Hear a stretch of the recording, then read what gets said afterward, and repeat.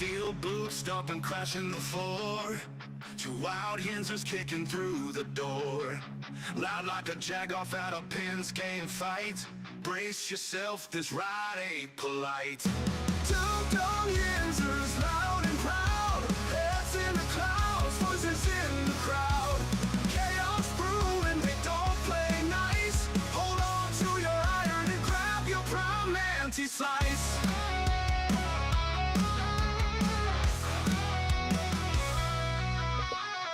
Tales from the burb with a hint of mayhem. Pierogi powered, nothing can constrain them. Knocking back stories like an icy cold brew. You never know what these two might spew. Two dumb Yinzers, loud and proud. Heads in the clouds, voices in the crowd.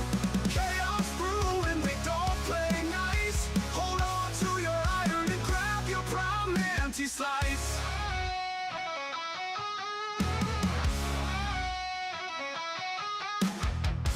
From the bug with a hint of mayhem. Pierogi powered, nothing can constrain them. Knocking back stories like an icy cold brew. You never know what these two might spew. Two dumb Yinzers, loud and proud. Heads in the clouds, voices in the crowd. Chaos brewing, they don't play nice. Hold on to your iron and grab your prime anti-slice. Rivers collide where the laughs always flow. Black and gold thunder everywhere they go. The madcap kings breaking every mold. With two dumb Yinzers, the stories don't get old. Two dumb Yinzers, loud and proud. Heads in the clouds, voices in the crowd. Chaos brewing, they don't play nice. Hold on to your iron and grab your prime anti-slice.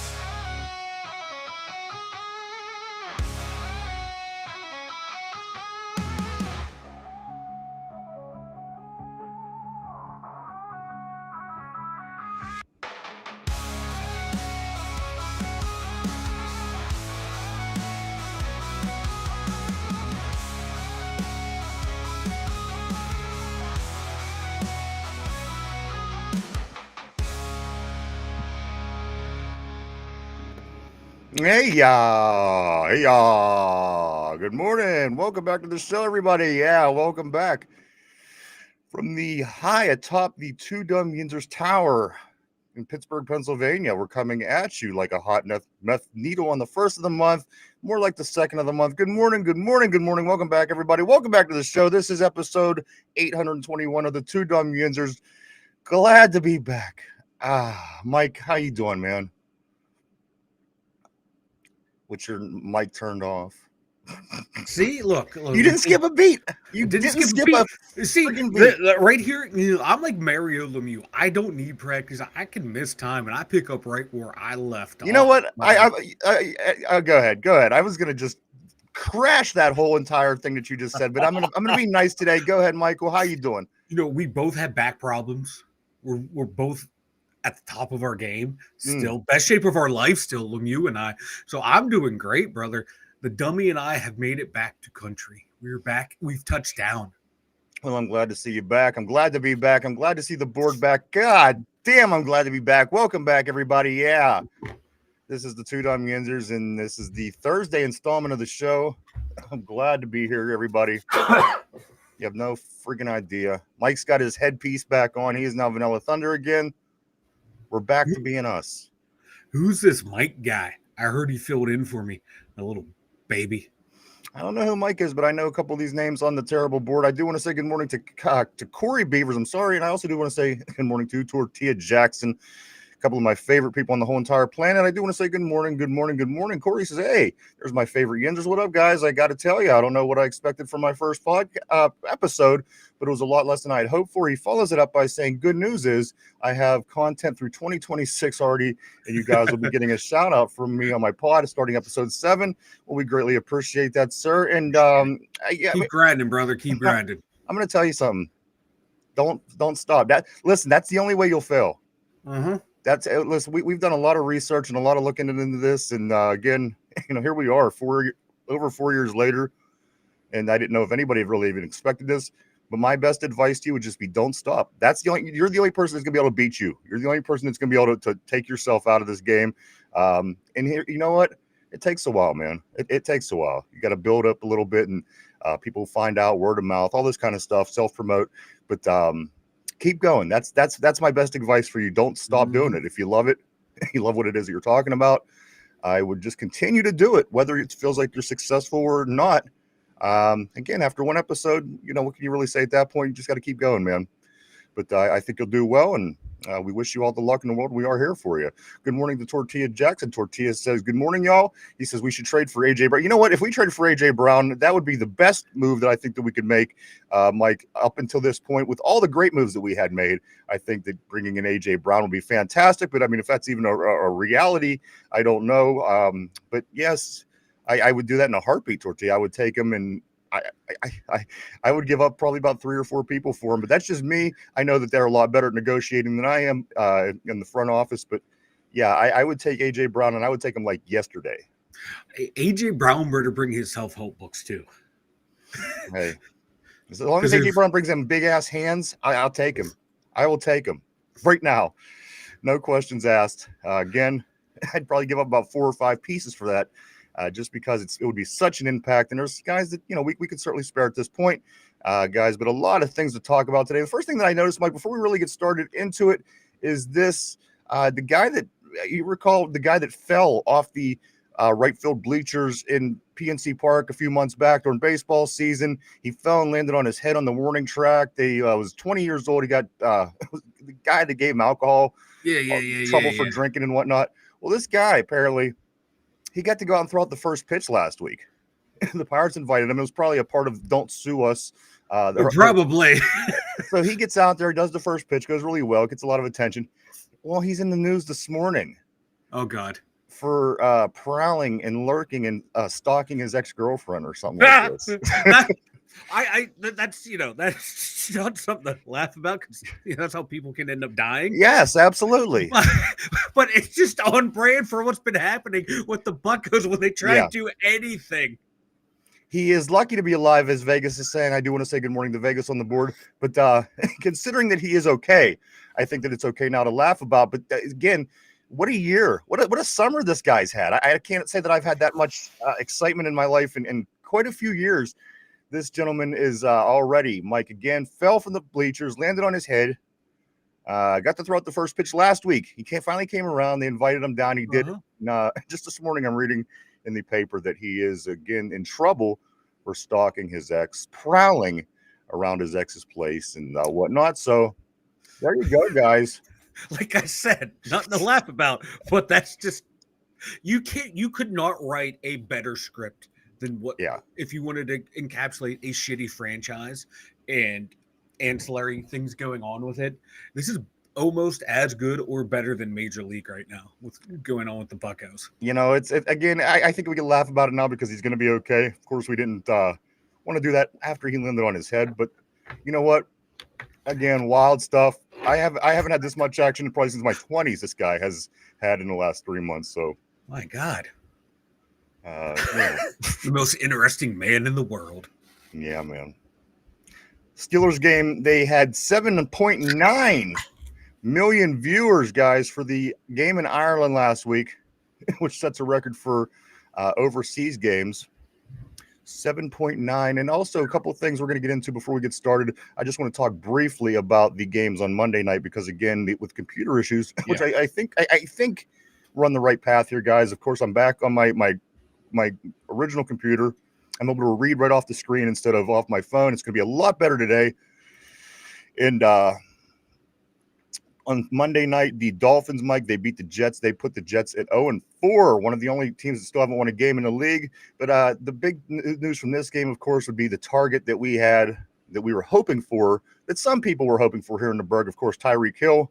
A lot of people was interested about maybe making a move for him. But after his leg gets snapped in half like a pretzel during Monday night, I don't think he's on the table anymore, Mike. I don't think so. He's on the operating table, but I don't think he's on the trade block anymore.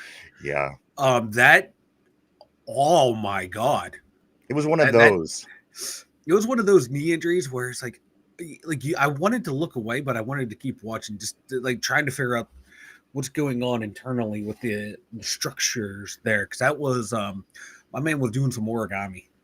Yeah, it's a shame. Again, this was somebody that we were targeting, Mike, but some names popped up again over the past couple of days that I've heard that we've heard in the past. We'll get into that and so much more, guys. Yeah. A lot of stuff to catch up on today. I can't even believe it. Again, great to be back. I'm glad to see everybody. And you know what? I don't want to take another minute, Mike. Let me say what's up to everybody on the board. I don't want anybody to walk in and not be formally said hi to. Welcome to the party, pal. Here we go, guys. Of course, Corey and Tortilla in Vegas and Mark Malone, my man. What's going on, brother? Cody, what's up, dude? Vegas, Field of Steel. What's up, man? Seen him on Discord. Things is going, man. Things are happening. Good morning. Welcome back. Welcome back. Welcome back to the show. Yeah, we are back. I couldn't wait, everybody. And here we are all together once again. My Steeler friends. All together. Let's get a couple of these messages right here. Corey says, I appreciate the advice. No problem, my man. Anything that you need. You have all the contact information. And again, I do like your show. Go check it out over on Spotify. Don't drink that. Corey has a really good new podcast he just started up last week. He has episode 1 out as of last Friday, I do believe. And as far as I know, I think episode 2 is coming out tomorrow. Tortilla says, at Corey will promote your pod on Cavoli's show too. Yes. Cavoli's show should be a podcast, or not a podcast, but a billboard for everything that we do and everybody involved with the show. I think that could be a great thing right here on the Yinzers. I think that Tortilla is a genius. Corey Beaver says, at Tortilla, unfortunately, we have zero plans of getting anyone. It looks like, shaking my head. Well, you know what, guys? A couple names did pop up. Of course, this AJ Brown, I think, is a kind of a. I don't think that's a reality. But Mike, these other two names of people that we have talked about, Chris Olave and also Jacoby Myers, have come back up, and these two guys play on two pretty bad teams. The combined record of 1-7 between the two teams that they play on. The Saints haven't won a game yet, and then the Raiders, of course, are 1-3. If we could snatch one of these guys again, I think that would be so helpful. Again, with these injuries, on top of just needing to fill that position anyway, because of these kind of things happen. And unfortunately, Mike, it didn't go as I said, and we didn't lose DK for a long time. Yeah. But losing Calvin and just the way some things are going right now, we are certainly looking, and the Steelers are making no secret about it. They are looking at all their options. So if we hear anything, we'll certainly get that out to you ASAP. I still think even those two, I think we got to look a tier down, because everyone's, saying like the Steelers are all in, but you look at the moves that they made, but you look at the salary cap and the draft capital they've given up. It doesn't feel like an all-in thing. So I don't think they're going to sell the future, because I think Jacoby Myers is going to need a new contract. Chris Olave is going to need a new contract as well. Those guys would be rentals. Now, if they get them, it's just going to be for a year, and then you want to give up a third-round pick. Yeah, for one of those guys. Here's what I'm thinking, like next year. That's just a thought that's been popping in my head. Like, I wouldn't mind going getting these guys as a fan, because we're not going to be that great next year. Here's the thing: if Aaron Rodgers don't come back and we start a rookie, we're not starting over as a team, but quarterback-wise, we will be starting over. So it could be a couple more seasons before we even start feeling that we're confident to be able to do this again. I say yes. You've already put too much into this. You can't alligator arm an all-in situation. You've already got all these other pieces. You might as well go out and grab them. Spend a third round. You have 30 picks next year. I would use one, bring them in. And again, I think the improvement that he would bring, somebody like an Olave or even a Jacoby Myers, Mike, I think, especially with the injuries that we have, why put ourselves behind the 8 ball when you could fix the problem, spend a little bit of money? Again, it's not my money. I want to see this football team win. That's what matters to me. So I'm like, bring them in, bring them both in. The Steelers have been bringing in some defensive backs, of course, over the past couple of days due to depth. One thing that gets me, Terrell Austin comes out and says, the Steelers have no timeline for Jalen Ramsey's return, but touts really good depth at cornerback, which I think is generally the case for the Steeler team. But then we tried out 5 DBs yesterday, and Kendall Brooks, Jack Henderson, Mexican Hook, Glendon Miller, and Mark Perry were all at practice yesterday trying out for the Pittsburgh Steelers, who are DBs, Mike.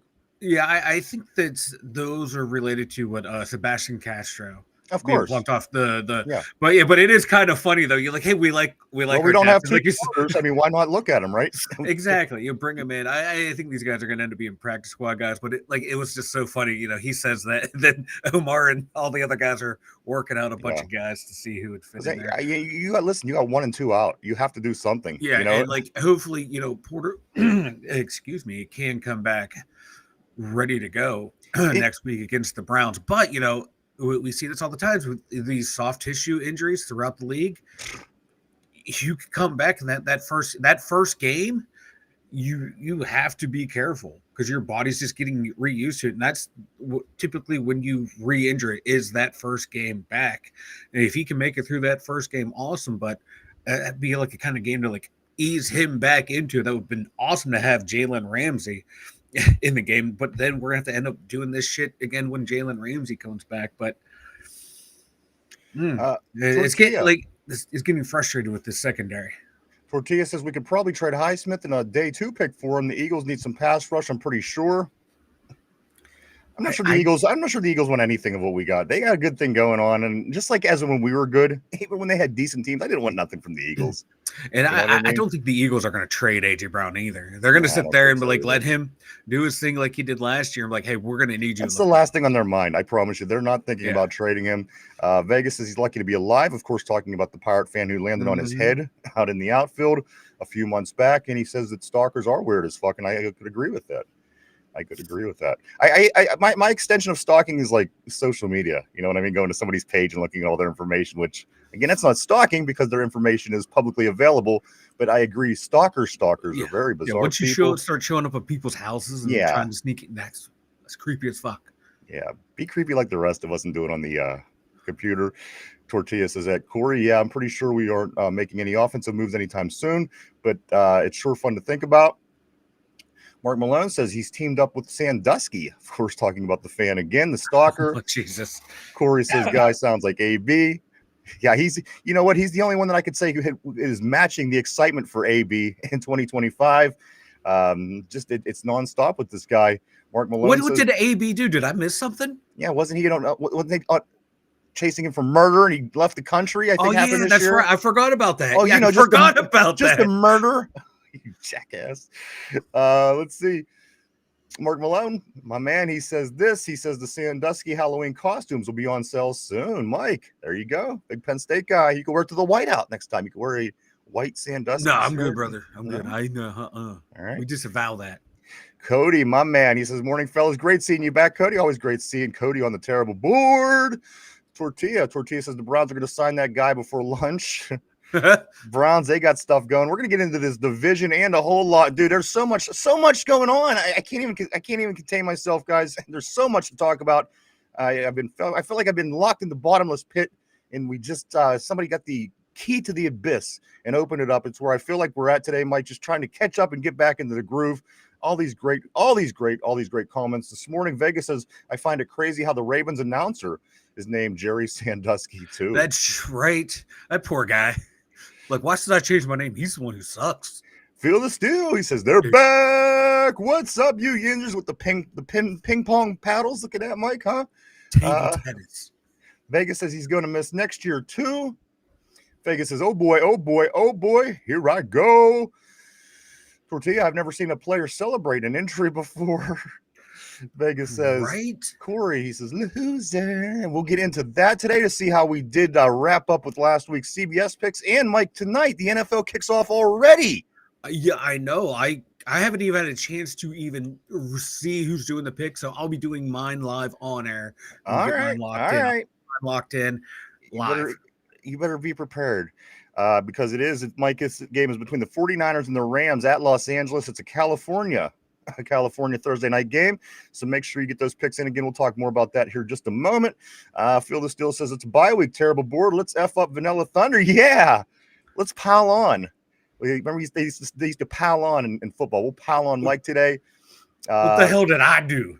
Corey Beaver says Tyreek may never play another down. Again, judging his injury. It was a bad one. You know what? Yeah. I've seen a lot of careers end with that injury where the guy's leg is literally dangling off his knee. Many careers have ended. listening to like an orthopedic surgeon who's had to do operations like that before on athletes and non-athletes. He said it wouldn't surprise me if he has 3 or more surgeries lined after things start to heal to see if everything's healing right or not to fix things. So 2027 at the earliest, probably for Tyreek. Yeah, too bad he didn't come here. I mean, if he was here, he might not have broke his leg that day, and he might just be just fine, and he could continue to go on doing Tariq Hill kind of things. But unfortunately, he's not. He's recovering after first surgery. We do know that. I wish all the luck to him.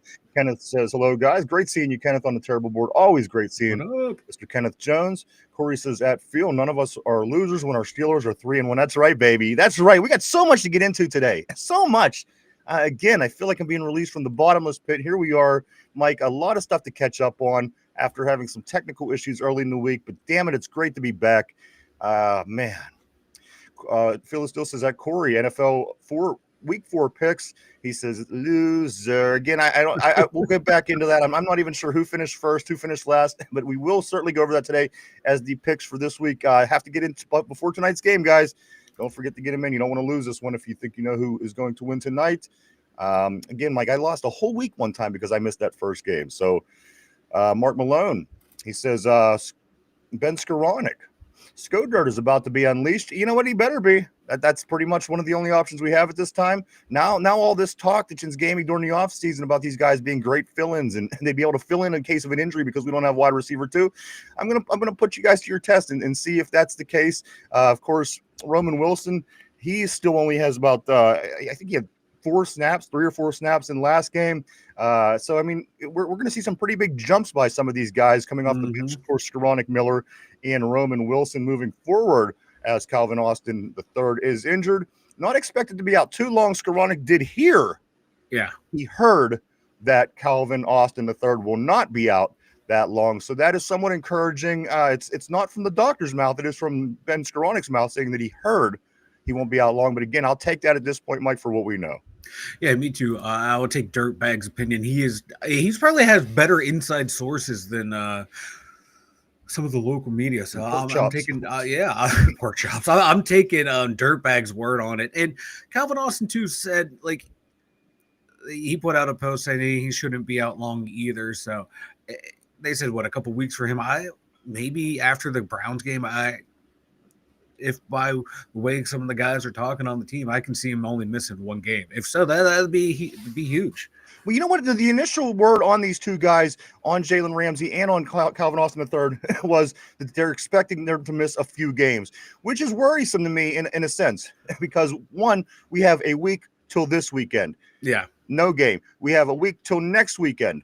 The Browns game finally. So in 2 weeks, this period of time is what they'll have till the next game. So for them to say they're expecting them to miss a couple games, Mike, you're already looking at a month's time, being that you have these 2 off, these 2 weeks, and then the 2 weeks after that, the Browns and Bengals, you're looking at a month at that point, which is seeming to be standard for these hamstring issues, to say the least. Of course, what Jalen Ramsey's dealing with, Mike, Joey Porter, we're still waiting on him off of a hamstring injury. So whatever the hell is happening in this league where these hamstring injuries seem to linger on as long as they are, I don't like it. Just because you want your guys around. And if it's a hamstring, what's the problem? They have $1 million machines and people that rub and things they rub on. Again, I don't know what I'm missing, but to me, it's an excessive period of time. And again, Mike, for them to say a few games, that kind of it's a head scratcher to me, and I hope it's not that bad. Maybe he could. I hope that's like a worst case scenario is a couple games. They're just saying the worst case scenario out loud. That's just an internal hope of my own. But like you said, knowing the way the league and teams treat guys that are injured now, because they are investing millions of dollars in them. They don't want to see them go out there and be injured for the year. So it sucks because I think Porter could have played last week. I thought he was on track to play the way he was practicing, but we'll see. Hopefully he's back this week because we need him. With that being said, maybe that's a good sign that he will be back in the Browns game. Again, the Browns game, we're going to talk about that. We got so much to get into today, Mike. We really do. I don't even feel fair trying to fit it all in a couple of hours. It's a lot of stuff we're going to get into. Vegas says can't be kind of all in. I agree. You can't be. You've already put too much into the team for them to kind of start again alligator arming situations. At this point, go out and get your one. You're a piece of, you're a piece or two away from having a pretty damn decent team here. Again, on Monday we came in and talked about the things that they could do better. But I got to be honest with you guys, we are one of the 8 division leaders at this time. We got a couple game ahead lead over the Ravens. There's good things going on, and again, we'll get into that today as well. A lot of things, guys. A lot of things to talk about. Tortilla says he's only 31, but I bet a comeback. But he makes a comeback, but he may or not ever be as good as he was. Talking about Tyreek Hill, I highly doubt he gives up and no team signs him. Shit, we probably will sign him. As soon as he gets over the hill, I think we'll probably take him. Sounds about par for the course, right? Kenneth says, I'm puzzled about reports saying how much Steelers like Roman, but using him is minimal. I don't get it. Scotty Miller is now a wide receiver too.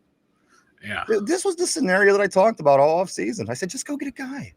Then you wouldn't even have a problem, because the Glass Joe, Calvin Austin, was going to get hurt. The guy has never not been hurt. He was born hurt. This guy has always been hurt.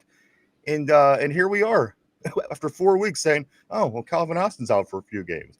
So, it isn't like anybody's seen this coming, but here we are. We're depending on the unexciting whites and the 2.5 white men, I guess you could call it, Miller and Skoranek and Roman Wilson. I don't know. You call them whatever you want, but this is what we're falling back on, guys. This is what's here to save the day. So whatever you think about this, guys, I think that you should probably entertain the idea of one of these other 2 guys, which I'm sure they are. I don't think they're sitting around with their thumbs in their asses.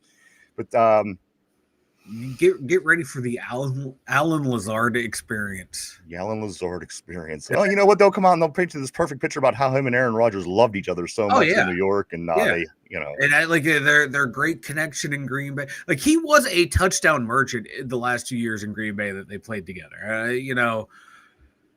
But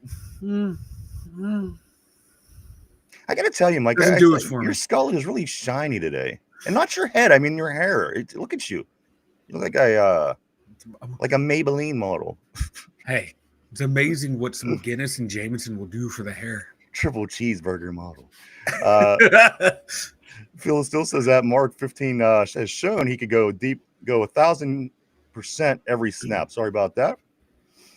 Corey says, not only that, but why wouldn't we trade for a guy now? Then we won't have to try to draft a guy next year, and we'll have our wide receiver 2 for our next quarterback. We would really have a good situation for him to come into. Why not spend a couple dollars on the offense? Couldn't hurt, maybe. Cody says, who was the loser? Who was the loser in the this week's pick? I'm not sure. If you are saying who it was, you could be right. I haven't looked. We are going to get into it today on the show. Tortilla says, I have more faith in a wide receiver we draft more than one we trade for. You know what? I kind of agree with that in a sense. Wide receivers always they come with their own attitudes and their own personalities. And sometimes, in the NFL, you find that to be disruptive. And it's hard to say. I know very little about these 2 wide receivers. I know they're good. Phil still says that Kenneth, if the quarterback knows to spread the rock, he'll feed everyone on the field. Week 4 was DK. Let's see who eats versus the poopers. Cody, he does. Then he goes on to say Cody was week 4's loser. So this is where I think maybe the loss did come this week, but I don't know. Again, I still haven't looked. Tortilla says, I'm in a fantasy football league with an Eagles fan who says he hears whispers that AJ could be moved. Take that with a grain of salt, but he said never underestimate Howie, their GM. You know what? Again, I kind of think this is a very long shot, but it's fun to think about. I would take AJ Brown again. Like, if I could think of one receiver that's dominated us in the past 5 years more than any, I would say it was AJ Brown. Yeah, he would be the one I would go after and get him and DK on the outside lookout. But we're throwing the ball quick, having to get it out because we're worried about the line. Like, I don't know. I just think he's an afterthought. Like, I would be the guy I would be honing in on would be under the radar Nico Collins. Like, the Texans winning. Are absolute fucking dog shit. They have no interest in trading. They're winning. How are they winning? They got a good defense. That is one thing that I kept hearing. They're 1-3. They're 1-3. But you know what? They're talking about how good that defense is. Guess what? They're picked to beat Baltimore. Who the hell they're playing this week? Or the Rams, I think. Yeah. Oh, no, the Rams play tonight, but you know. Oh, Baltimore. It is Baltimore. It is Baltimore. But, Mike, if you look, like, if you go into like, I just pulled up ESPN. I saw my bad, bro. Mike, the majority of the picks have the Texans beating the Ravens, which I don't believe. Listen, if I'm going to pick, and I'm not going to reveal my picks, but I would definitely, I would take Houston. I mean, I'm Baltimore. I'm sorry, I would take Baltimore in this game with or without Lamar. Yeah, I'm kind of rooting for a Baltimore win just so we can Texans keep losing. Maybe they will start selling the farm. But I'm not rooting for a Baltimore win for no reason. I want them to keep losing. It's true. However, again, let's get to the messages. A lot of things to talk about within this division, guys. Mark Malone says AB was stroking off in a public pool, staring at girls in bikinis. I forgot about that. Yeah, that's right. AB has done so much; it all kinds of blur together. Cody said, loser. Corey says, I think it's wild that Tyreek ran the first real route of his career, and bam, there goes his knee. Oh, holy shit. Cody says, Tyreek Hill. I thought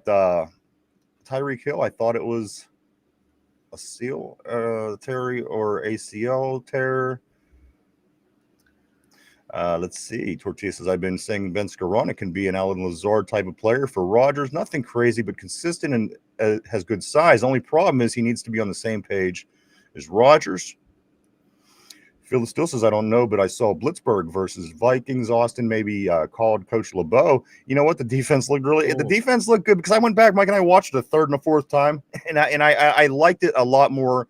Again, after I don't have to worry about what's going to happen and be the outcome of the game, I was able to enjoy it, and I took some things away from it the second and third, fourth time around that I was kind of impressed with. And again, Mike, this week, I don't remember where I have it in my numbers here, but there's a chance that like 8 of the no, it was more than that, like 10 of the 14 teams or 11 of the whatever it was, I'll find it throughout the show at some point, Mike, has a chance of being below 500 in the AFC this week. It's a large amount. I think it's like 6 teams are over. There's a chance for it to be like all the rest could be under this week. And this is where you got to take advantage. And this is kind of where I'm going to really, really press today once we do get started, Mike, because we have an opportunity to put ourselves in a decent position. Things are falling our way. The football gods, they are looking down on us. We talked to Myron to start the season, Mike, and he's making things happen. Obviously, as you can see, we'll talk about all that and so much more. And real quick, back to Steele's comment about the blitzes. I was watching some breakdowns, and they were setting up their blitzes by the way they're running coverages, and making it look like Patrick Queen would cover guys. He was covering, and then on that last blitz where he came in and killed Darnold, they made it look like, he was lined up over the running back out there, like he was going to drop back in the coverage, and they knew 2 guys were automatically going to chip TJ Watt. He faked like he was going to coverage and shot that gap and killed or Carson Wentz. Yeah, it's like they're now starting to set up blitzes. This is fun the way that they look like they're starting to feel it. Like they're adding growing an identity on offense and defense. I mean, it only took a quarter of a season. They probably should have played a little bit more in the preseason. That's kind of what I always go back to. But here's the numbers I was looking for, Mike. There's a decent chance that 11 of the 16 AFC teams will be under 500 after 5 weeks. Guys, listen, if we don't take advantage of this, somebody else will. The Buffalo Bills are already on their way. This team, they may not lose many games this football season, Mike. So we have to kind of, it feels like that year that Brady was out and we went and won the Super Bowl. Sometimes certain things happen where you have to take advantage or you fall victim like everybody else. Again, Mike, 11 of the 16 teams could be under 500 or 500 or lower. Under 500 after this week. It is a possibility. Let's get back on the board, guys. Right here, I'm going to go to Corey. Corey says, I've heard we have Calvin Austin back at the Bengals and Ramsey back for Green Bay also. We should have Porter back for Cleveland. I think those are all best case scenario. I think that Porter should definitely be back. I mean, come on. He's been out for a minute anyway. What's up, dude? What's up, Somber? Always great to see you, man. He says, good day, gents. Always great seeing Mr. Somber on the terrible boards. Cody says, Mike, the hair looks good. You trying something new? That's right? What's going on? Little cucumber oil. You got a whole shine going. Look at you. It shines it. Let's see. Phil says, Vanilla, tell the Watt fan that I said, told you, Watt going to make some plays. Yes, he sure did, guys. Just another interception at the line. Things that Watt does that most people don't do. Vegas says, has Ben a better wide receiver or actor? That was not acting. He was assaulted. That was nice, though. That was beautiful. That was a basketball flop I've ever seen. Exactly. You love it when your guy does it. You hate it when the other team does it. Like, get this shit out of the football. It's fucking terrible. Kenneth says we did sign the Giants receiver to the practice squad. And also, guys, we did, if you didn't catch it, Mr. Sebastian Castro, he did get signed off our practice squad onto Tampa Bay. So if you liked him in preseason, he is no longer with the team. Tampa Bay grabbed Sebastian Castro, and I liked him. Like, he was a hammer back there, albeit a kid, but still he was making some pretty good hits. Somber said Austin went all last year without being hurt. You're right. You're right, but zoom out and look at his career in a whole, I think is what concerns me most about Calvin Austin III. And he's such a, you don't realize how small he is until you see him out there on game day. And you're like, wow, this guy really is tiny, which doesn't correlate to being injured, but it certainly doesn't help either, because these guys are really big, and really fast, and really strong. And again, I think zooming out on Calvin Austin is where my concern comes from. Cody says Pittsburgh put themselves in this position. We went through it last year. We'll go through it again this year. Tortilla says Miller is in bad substitute for Calvin Austin III. Losing, Ramsey will suck. Somber says we need a shifty guy like Flowers, a shifty route runner. We do for sure. Mark Malone says, yeah, it's Brown or nothing. Cody says, remember that one time we had DK Metcalf and George Pickens at the same time for a day? I do. Man, that was fun, wasn't it? It was, too. They couldn't bring it out on the field. Tortilla says that Cody, that was the second best 30 seconds of my life. I can't even imagine what the first 30 would have been. Because if you're going on my timetable, it would have been about 8 seconds, but that's a whole nother story for a whole nother day. Vegas says Aaron had Ben open, but blew it. I think he will hit him on that play sometimes this year. Feel the Steel says Teflon Dawn better not F it up. That's LeBeau style. Vegas says F him. Corey says, what does Corey say? Corey says this. What's really crazy is that I was in the stall at work and I turned to leave and everything in both legs popped for no reason. Okay, I was wondering what was going on in that stall. Right? Popped for no reason. I instantly understood how freakish injuries just happen. And that's true. You're getting old, Corey. And Mike did get injured going reverse in his car. I don't know if you guys remember that story. This is peak physical fitness right here. Tortilla, I thought it was kind of weird that they had Big Ben mic'd up during the Dublin game and they didn't post Rodgers and Ben talking like they never talked to each other. Cody says, mine too, bro beans. Tortilla says, it's dumb, but I thought it would have been something cool to see two quarterbacks bullshitting, talking about the 2011 Super Bowl. Vegas says, Ben fell like someone pew-pewed him. Pew-pewed him. He did, man. He just dropped. Somber says, and they worked out like 5 safeties. Yes, they did. We went through the names a little bit earlier. Kendall Brooks, Jack Henderson, Maxon Hook, Glendon Miller, and Mark Perry were working out yesterday at practice, Wednesday practice. Mark Malone says Scarona can act, man. Kenneth says, seeing that Ramsey did give up a few big plays, I think we have enough to cover him for a few games. You know what Ramsey brings, though, guys? You know what Ramsey brings? He brings them splash plays that we missed from the Minkah Fitzpatrick early years. What he's doing now was early Minkah. These were the things that Minkah did before he unminked. And I think that's that's pretty big. I think that's why we traded him. We seen we were getting out of Minkah for the past few years. You know what Jalen Ramsey could do. And we basically made that switch. And I think this switch has an advantage because this guy could play both positions. Where Minkah was he was a safety. Jalen Ramsey, he's really versatile and he could play all over the secondary. So I think we made the right move. A lot of people questioned trading Minkah, Mike, when it first happened. But I got to be honest with you, from what we've seen from Minkah for the past 3 seasons, this is the best case scenario, I think, this trade for Ramsey. Yeah, and he's bringing attitude to the defense as well. And Damn right. He's bringing attitude. He's bringing swagger. Like, do you see like any of the other guys picking up that fumble, returning it, and mocking someone on the other team? Right. To like, so like, hey, we're out here to whoop some ass. Not just be running back and let's do some silly little dance in the end zone. He's bringing an attitude and a toughness to a defense that's been sorely lacking that type of leadership. And yeah, he's been giving up some plays, but they've been moving him around a whole hell of a lot to cover for guys who've been injured. But he's doing okay. I can't wait to get him back and Porter back and have a whole healthy secondary. Now that you got Elliott back in the game, he blitzed like 20 plays, 40 plays. Mike, Elliott had 6 tackles, 1 interception, 1 forced fumble, 1 sack, 1 tackle for loss, 2 QB hits, and 2 passes defended. Yeah. He was all over. He's people who are worried about losing Minkah Fitzpatrick. We have Deshaun Elliott now. And Deshaun Elliott last year and this year have been better than Minkah has been in the past 3 years.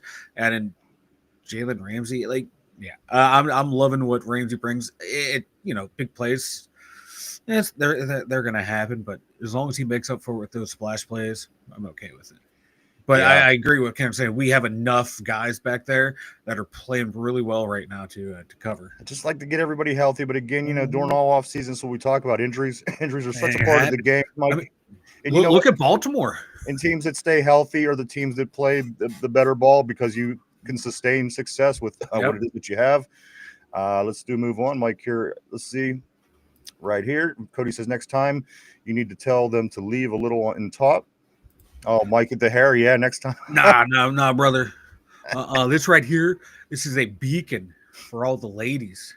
They see that shine and like, oh yeah, we want some of that. Somber says I saw something from Steelers Now this morning saying that Peyton Wilson to safety is a possibility, and you know what? I wouldn't be against that.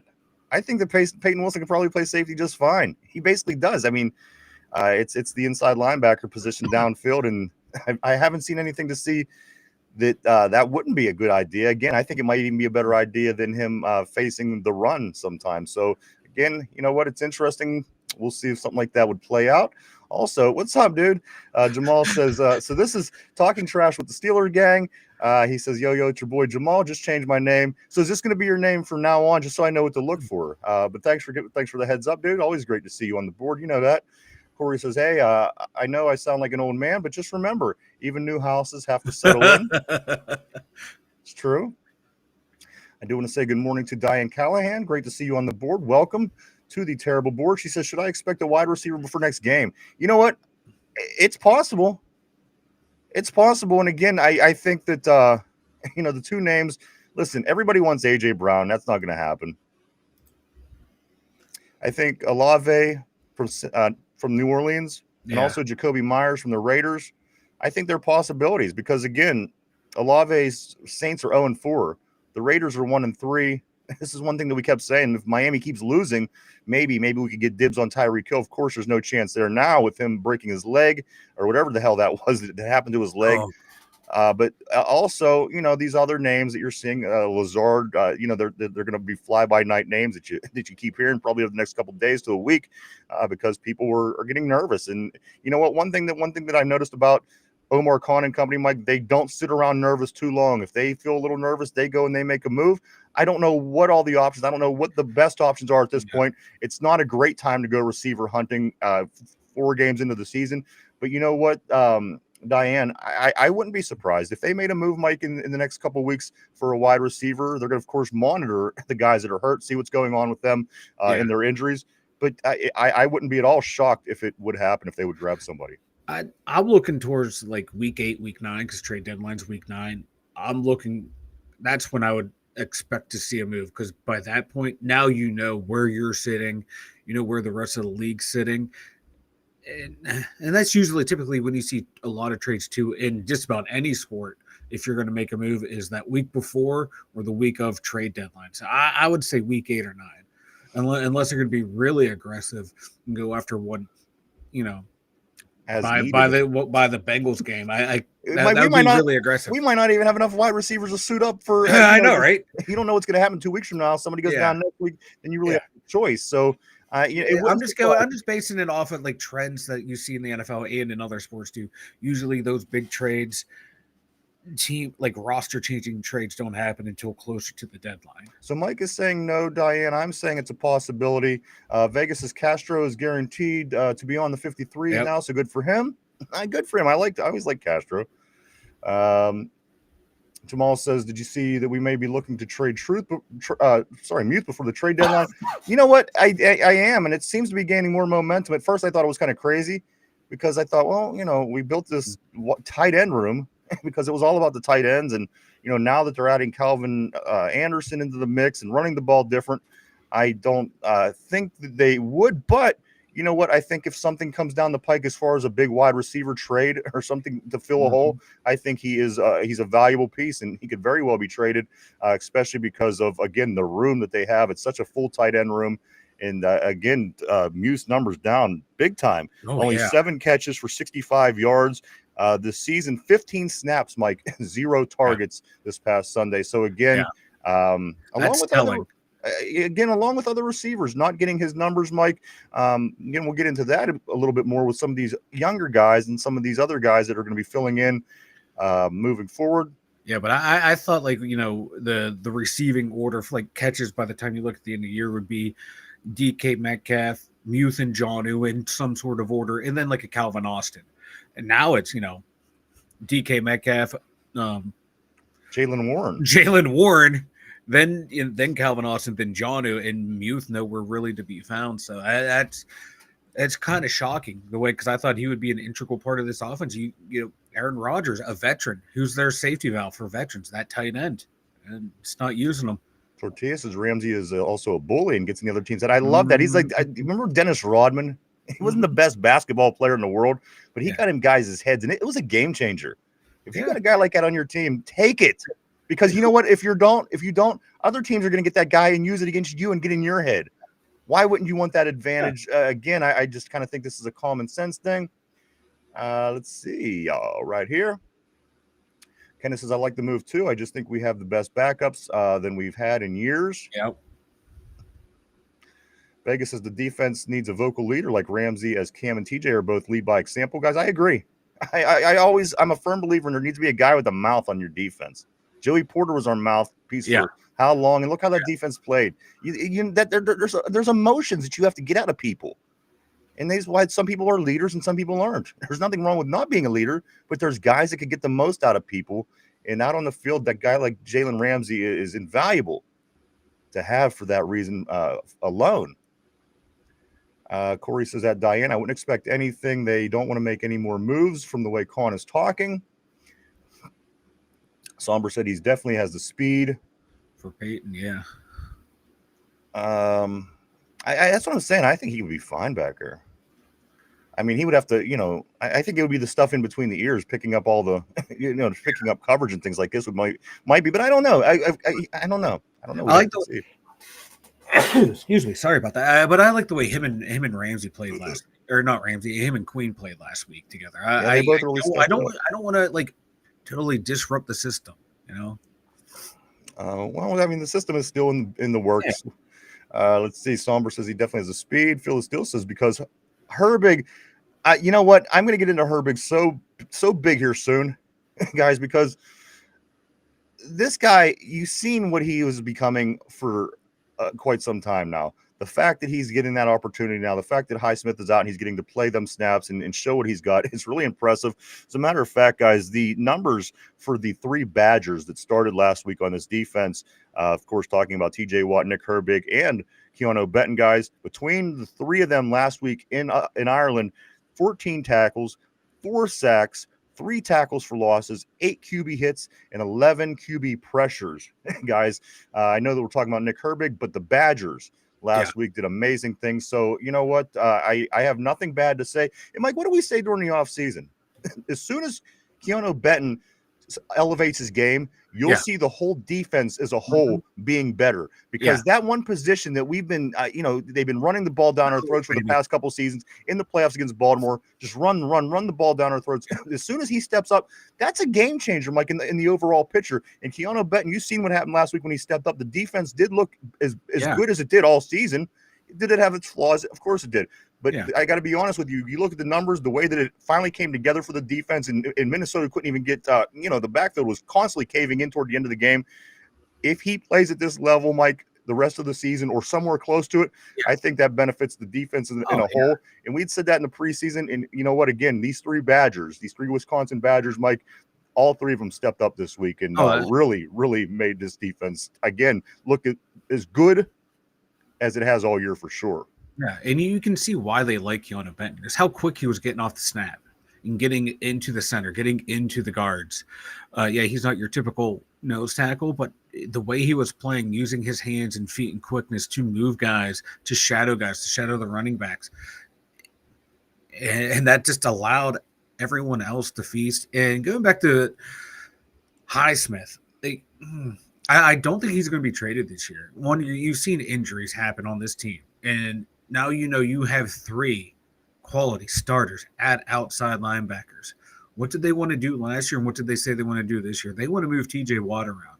And to do that, I want Highsmith out there, and I want Herbert out there while Watt's moving around. Because the speed that all three of them have, then you add in the power that Highsmith brings too, I keep these offenses guessing. I want all three out there because, Watt's been hurt in his career. Herbert got banged up last year too. So Highsmith comes back healthy. If one of those two guys go down, okay, now we have Highsmith backing those guys up. Think of that. Alex Highsmith is your backup now, potentially. That's depth for a position that we use a lot of. And we see outside linebackers, when they come off the field, when you got Sawyer and now whoever's backing up Herbig on the other side, that's a huge drop. Now you go in Highsmith Sawyer on the outside. Okay, I like that combination more. If Watt needs a break, now you have you have Highsmith, Herbig. Then Herbig needs a break. Okay, you have Watt and Highsmith, two guys that know how to work in tandem together on opposite sides. I want to keep Alex Highsmith. If I have to trade someone, I'll find something else, or I up my draft pick because I want to keep Highsmith through this year on this defense. If this defense thinks they want to be something special, I still think he's a valuable, even a key member of the defense because they were talking about using all three outside linebackers at one time when they're all healthy. So I think he stays. Jamal says, Cody, I fell off with Ollie and Izzy, so I'm just going to do my own thing for now. Steelers Nation. That's right, baby. Do your thing, brother. Yeah, Excuse me. Diane says, I think Myers or Olave would be super. I do too. And again, I mean, those are, I think, best case scenario, pick up somebody like A.J. Brown. Worst case scenario, get one, a Lazard kind of receiver. These guys are middle case scenarios, which I think for us is the best case scenario. Yeah. So again, I think either one of these guys certainly goes a long way for this team. Especially, I think, again, say what you want about this wide receiver room. Beyond one, nothing really knocks you off your feet. And, people could say what they want about Calvin Austin. But again, zoom out. He doesn't spend a lot of time on the field, a lot of injuries in his young career. Cody says Ramsey's probably my favorite player on the defense. I seen a clip in Ireland where Big Ben asked him to blitz and kill a quarterback. He said, that's the plan. Also, Cody follows it up by saying, Jamal, where at? Can we find it? Yeah, I mean, is that what's is like it? Are you doing a live? You doing something? Is that what the Steeler Nation thing is? Keep us posted on the board, man. Corey says that Diane, I've been saying Myers for weeks. He makes the most sense for the money and draft capital. Somber says thoughts on trading Skyler to the Bengals for Tinsley. That wide receiver was going crazy for them in preseason. Skyler in a fifth. Would they be interested in Skyler? He's got to be better than Browning. Well, here are a couple of things. Mike, now that Will Howard is eligible to come off of the IR, they can make moves with their quarterbacks a little bit more fluently now. And you know what? They might just need a quarterback, because again, Skylar Thompson looked good in the preseason. I think the only thing that's that happened bad to him since then was getting jumped by the leprechauns in Ireland over the past weekend. But again, maybe, but also on the same note, I've been hearing rumors about Russell Wilson because he lost his starting gig up in New York. Him being a possibility to go Cincinnati. So again, is it a possible? I think so, but will it happen? I'm not sure. I I don't want to trade within my division because, like, when we had Corey Ivy on, like he said, oh, the minute you trade me, cut me, whoever signs me, I'm telling them anything and everything about your team, your offense, your defense. I don't want, Skylar Thompson sitting in there with the Bengals defense. I think we're gonna be all right. Listen, but still, I if it was don't the wanna Ravens risk- right now, I would say no chance in hell. I mean, but it's a chance. But that still, Cincinnati's I don't probably wanna going to risk finish in that. the basement in I this. don't want to risk that at all. I have no problem if we can get something for him. I'm fine with that. Plus, I don't know. What does Skylar Thompson really know? Who knows? Tortilla says I would love to see what pieces we could get for Muth and Highsmith. And you know what? Those are big time pieces in a trade. So I think we could probably get something pretty good. Mark Malone says Spencer Anderson. Beast. Yeah, so far so good. Again, they're building an identity, guys. This team that had no identity, as they're building an identity. Tortilla says, shit, I'd rather let the Bengals burn than help them out for a late 3-day pick. See, the Bengals, like I said, I literally believe they will be in the very bottom of this division when it's all said and done. There's a lot of football left, guys. Again, little more than 3/4 of a season. So, and as soon as we get through these messages, we're going to talk about that, the stakes, the division, all kind of things, guys. Still got going on today. Jamal says, talking trash with the Steeler gang. I like that. And Cody asks, is that on YouTube? Mark Malone says, I would try the Fry Daddy in Highsmith for the right prices. Tortilla says, unless the Bengals want to trade us Higgins, then I'd come to the table. Tinsley is him, is what Somber's saying. Jamal says, yes, sir. So I have to check that out, man. Check that out on YouTube. Also, Diane says, whatever happened to Rock Taylor? Since Castro got claimed, maybe put him back on special, or Mike on practice squad. Rock Taylor didn't. What happened to him? I forget.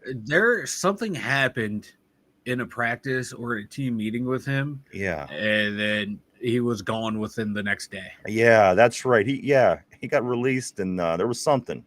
And he is still out there as far as I can tell. I don't think any team has claimed him from what I can see. Jamal says, I'm new to this, but I will try my best to entertain and provide good content for my broskies. That's awesome. Can't wait to check it out, man. Somber says Rock is elsewhere. He was in Tomlin's doghouse for whatever reason. Jamal says keep Highsmith. Vegas says you always want the guys like Rodman on your team. Exactly. Because you know what? Not everybody has a Rodman because there's not. I mean, Rodmans they're unique. And if you get one of them, like I said, if somebody else has them, they wouldn't hesitate to use them against you. Get somebody like that. I think that gives you the edge. Vegas says sign the Honey Badger. Kenneth says Herbig stepped up big time, and Elliott showed his worth last week. There are no two ways about it. Elliott, he was somebody I was really excited about getting ready for this season was Deshaun Elliott, and you know what? He has not disappointed at all. I mean, the injury happened, but what he was doing before he got hurt, what he's done since he got back, I just love. I love having Deshaun Elliott in our secondary. We got him for a bargain last year. Then they signed him for a bargain extension this year. He is the gift that keeps on giving, and he's someone who wanted to come here and play. He wanted to be a Pittsburgh Steeler for as long as he's played football, and he's fitting in perfectly with this defense. I fucking love him. Jamal says, I think we're going to try to keep all three, Herbig, Watt, Highsmith. Follows it up by saying, Benton made all the difference. I agree. Like I said, if he has a successful season, if he plays above and beyond, that just helps the overall product so much more. Again, he would be being effective opposed to just being a piece in place. And again, if he steps it up, that's good for our defense. It really is. I'm sorry, Diane. Diane says, can't forget that NASCAR package. We got to keep all three for sure. I just want to see Watt, Herbig, and Highsmith out there all together, just wrecking havoc, because all three can drop into coverage. Especially TJ Watt. We've seen him, he has 7 to 8 interceptions in his career. So the more guys you can have out there that can stop the run, pass, blitz, confuse the offensive line, I want more of it. I need it in my life. Vegas says if Alex is traded, Sawyer becomes the main backup. Ugh. It's still early for him, I think. I don't like that just yet. No, I like his hustle. I'm liking him more and more to watch I play. Corey says that Jamal, I understand my pod is new as well. It's definitely fun to do. I love creating content. He says, I'm sorry, Jamal says Cam was saying that they need Keanu Benton there because he's there for run stuff. Absolutely. I mean, the thing is, you're there for a reason, right? Yeah. You got to make plays. That's why guys. This is why guys get cut and lose their NFL careers all the time for not performing up to par. And at the end of the day, you need somebody who could play the position. And if the guy's getting no results, what's the purpose? Why are you paying this guy? What's going on? So again, I just think Mike, him playing above his average, which I think he set the bar low, considerably, because we wanted to see a lot more out of him up to this point. But certainly playing up to that level is going to help this team, and I think you'll see it as an overall in the defense. Somber says Keshawn Williams and Isaiah Hodgkins are the only wide receivers on the practice squad. Yeah. Tortilla says we probably cut Rock Taylor because he can't swim or something. The thing is, I do remember. I can't remember what it was. It was definitely an incident. Yeah, because they had high hopes for him. They really did too. Jamal says, "What's up, Corey? Let's work together. I named it the Steeler Gang, so not one person would get all the credit. I'm looking for a team." Vegas says, "I read Rock got in a fight in a scrimmage game versus Tampa Bay after Coach T told everyone not to get in any fights." That's the last time you want to get into a fight, when the coach specifically says, "Guys, don't get in any fights." Yeah. I mean, that's, you got to kind of take what you get after that, especially if you're an undrafted guy. Yeah. Somber says, if so, that's soft. Kenneth says we should have kept Rock Taylor. A lot of people liked him. I know that. Jamal says Tortilla cut him because he can't swim or skate.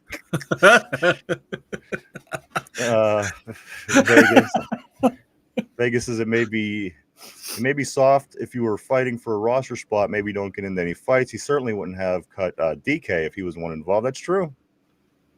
It didn't help that the guy was a rookie, though, Somber says, as a player for a player, they both have info. That's true. You got me on that one, Somber. I didn't think my argument all the way through about the Skylar Thompson. Tortilla says, yeah, even starters get suspended and flagged if you're UDFA. Take the high road. Jamal, wouldn't Connor be our Rodman? Oh. Connor's like our meat wad. Have you ever seen that show Aqua Teen Hunger Force on Comedy Central? What? Connor Hayward's kind of like meat wad, in my opinion. Hey, as much as we like to clown on Connor, he did execute the tush push. He did, and you know what? I'm not taking that away from him. Executed the statue just as well. And this is going to be something I'm going to get into as soon as I finish these messages. What? Hold on. Let me get through these. Let me get through the boards. Tortilla, Jackson, and Chalk. LOL. Let's see right here. Tortilla says, Tomlin lets Connor play with Legos in team meetings. He definitely looks Windows. Somber's saying. See, I knew we were all on the same page. Let's see. Tortilla, fighting in practice has always been so dumb to me. I get emotions get high in a real game, but in practice, like I know it's like we're on the same team. We travel together. We eat together. I see you naked in the shower, dude. Come on. But again, going after your own guy, and I can always go back to John Baldwin. There was two John Baldwins. John Baldwin from Aliquippa, when he was on the Chiefs for a while, he got in a fight at practice and punched a guy in the helmet and broke his hand, and effed up his whole career because of it. What a stupid ass, right? Yeah. You're in practice, for one. These are your friends. You punch him in the helmet. For two. For three, what are you doing? You just threw away your whole career for such a stupid thing. Do it on game day. Or if you're going to hit somebody, don't punch them in the helmet. I don't know. I never got it. But again, the emotions, I understand this. Flying French fries. Yes, exactly. That's what I'm talking about. Connor Hayward is meat wad. Somber says it was a joint practice with the Bucs before the preseason. That's exactly what it was. Here's your sign, Vegas says. Yes, it was definitely practice, guys. So let's get into it. A lot of things to go over today. The Pittsburgh Steelers are 3-1. The Cincinnati Bengals dropped to 2-2. The Browns are 1-3, and also down in the very bottom is the Baltimore Ravens. Guys, there are some totally losable games for the AFC North over these next few games. And here's the point that I really want to make about this team right now. Say what you want, but as we were saying during the offseason, Mike, you get these early wins. You get it when the getting's good. You win the games that you're supposed to win. And sometimes things play out in your favor. Again, 11 of 16 AFC teams could be under 500 after this week. Now, with that being said, we don't play this week. We could lose a half game of ground on anybody, which isn't going to mean a hell of anything because we're still going to be in first place after this week regardless. So let's just say, let's say one of the teams win. You get another 2 teams lose. You gain that ground on them as well. Then you can start thinking to yourself, okay, let's weed out the weeds. The Browns and Cincinnati ain't going to be shit. Baltimore, they have a couple more tough games coming up, and Lamar Jackson is going to be out for a couple more games, along with the issues going on in the division with Cincinnati with their quarterback situation, also with the Browns benching Flacco, and they're going to be starting their rookie, Dylan, what's his name? Dylan Gabriel. Yeah. He's a southpaw, this kid. So, again, this is who we're going to see here in a couple of weeks. We take this week, focus on Cleveland, watch these guys play, get ready for this game, find a way to win. Now, Ben, I'm kind of pissed at Ben Roethlisberger because he's coming out saying, the Browns, that's going to be like two off weeks in a row, which I don't dig that because, again, you know what? It's the NFL. I think any team can win any day. And you got to remember, who did the Browns just beat 2 weeks ago? Green Bay. Yeah. They beat the Packers. This is a team that a lot of people were saying could be a Super Bowl team. So, again, I don't like the way that Ben's doing that. Again, I always want to keep it within the football team.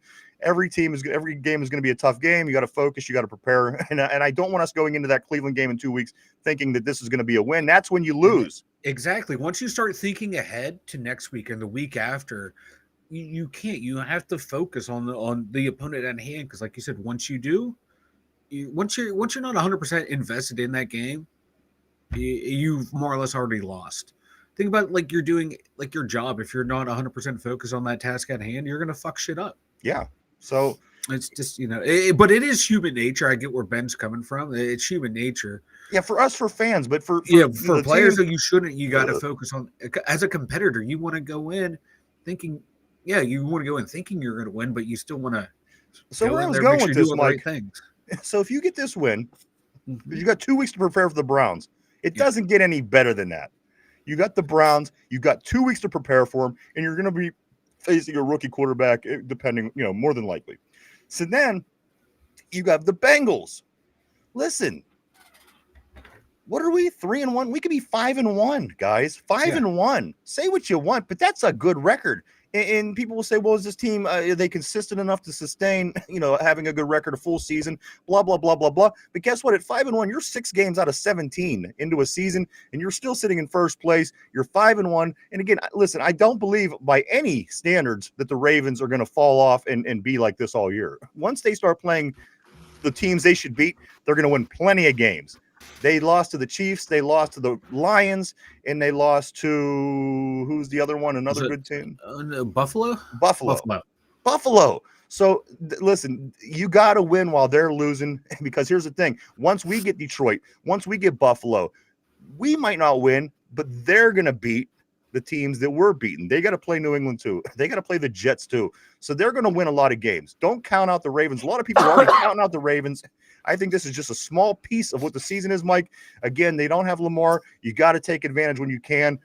Let's continue to win on these weeks that there's chances that Baltimore can lose. Let the pieces fall they may. Those other teams at the bottom, they're going to lose their games that they're going to lose because they're not that good at teams. So again, win the games that you need to win. I can't express how important that is for this team this year. Dropping a game like Cleveland, I think could be such a stick in the spokes of the Steelers season, because again, this is the time to take advantage. You got the Baltimore Ravens, couple games behind you, sitting there with one win a quarter of the way through the season. You got to win these games. Don't let the Browns F you. Don't let the Bengals F you. Then after that, let's start worrying about the better teams when they start coming. But right now, focus on this Browns like there's no tomorrow. Focus on this Browns team for the next 2 weeks.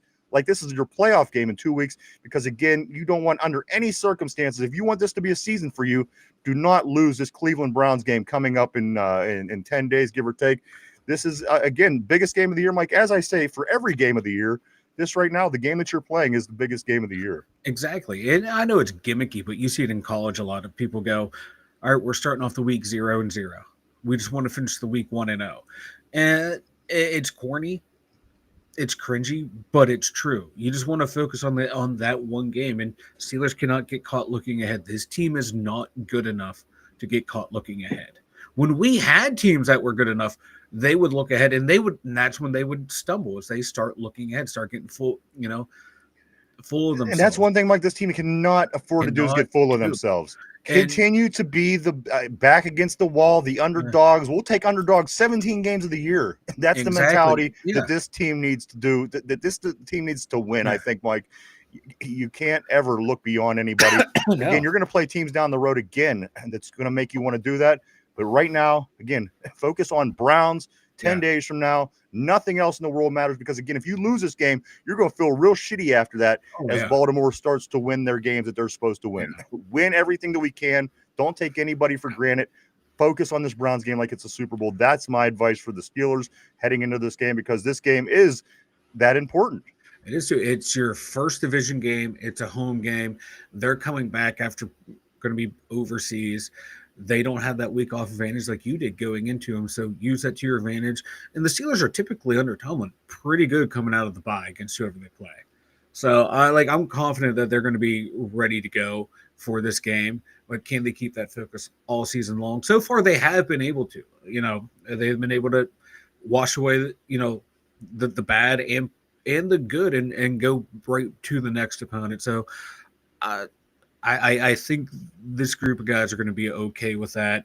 But yeah, I was just looking at the Baltimore Ravens roster. They have like eight guys on their defense, I think, that have an injury designation. This team is battered and bruised, and they should win their next two games if they have Lamar, but they don't. I think it's going to be. I think they can end up losing these two games. So it's imperative we go out, we beat Cleveland handedly, and then go in and take care of business with Cincinnati, and then let the Ravens limp into their bye week 1-5, 1-6, whatever their record would be. Listen, and then we're up to 5-1, 6-1 at that point. I think that listen, hoping for the Ravens to be 1-5, I think is crazy. This is a really good football team. They're really good. They really are, and they have a really good running back, and they have really good other pieces. And you're right, they do have a lot of injuries, as most teams do right now. But again, that should be so far outside of our peripheral. We shouldn't even be thinking about Ravens. The only thing in mind should be the Cleveland Browns next week, because again, Mike, that is the biggest game. You drop next week. Now the scenarios, they scatter. Oh, okay. Well, now we have one game and they gained a half game on us this week. Focus on Cleveland like it does, like there's no tomorrow. Because if you win Cleveland, you're sitting pretty at 4-1. Again, despite what everybody else does this week, Mike, we could gain a half game, we could lose a half game, whatever the case may be. Cleveland should be the main topic. Nothing else on the planet. Again, do the fundamentals right. Focus on the right things. Prepare for the Browns. Prepare for that defense. Prepare for whatever it is that they provide on offense. Prepare for the Browns. I can't stress that enough. That, I believe, is the key to moving forward. And then again, after that, we go on the road, we play the Bengals. If you can get these next two wins, which you should be able to, I'm not saying we're a Buffalo Bills. I'm not saying that, you can take these games for granted, but I'm saying these are beatable teams for us. We've seen this team play for a month now.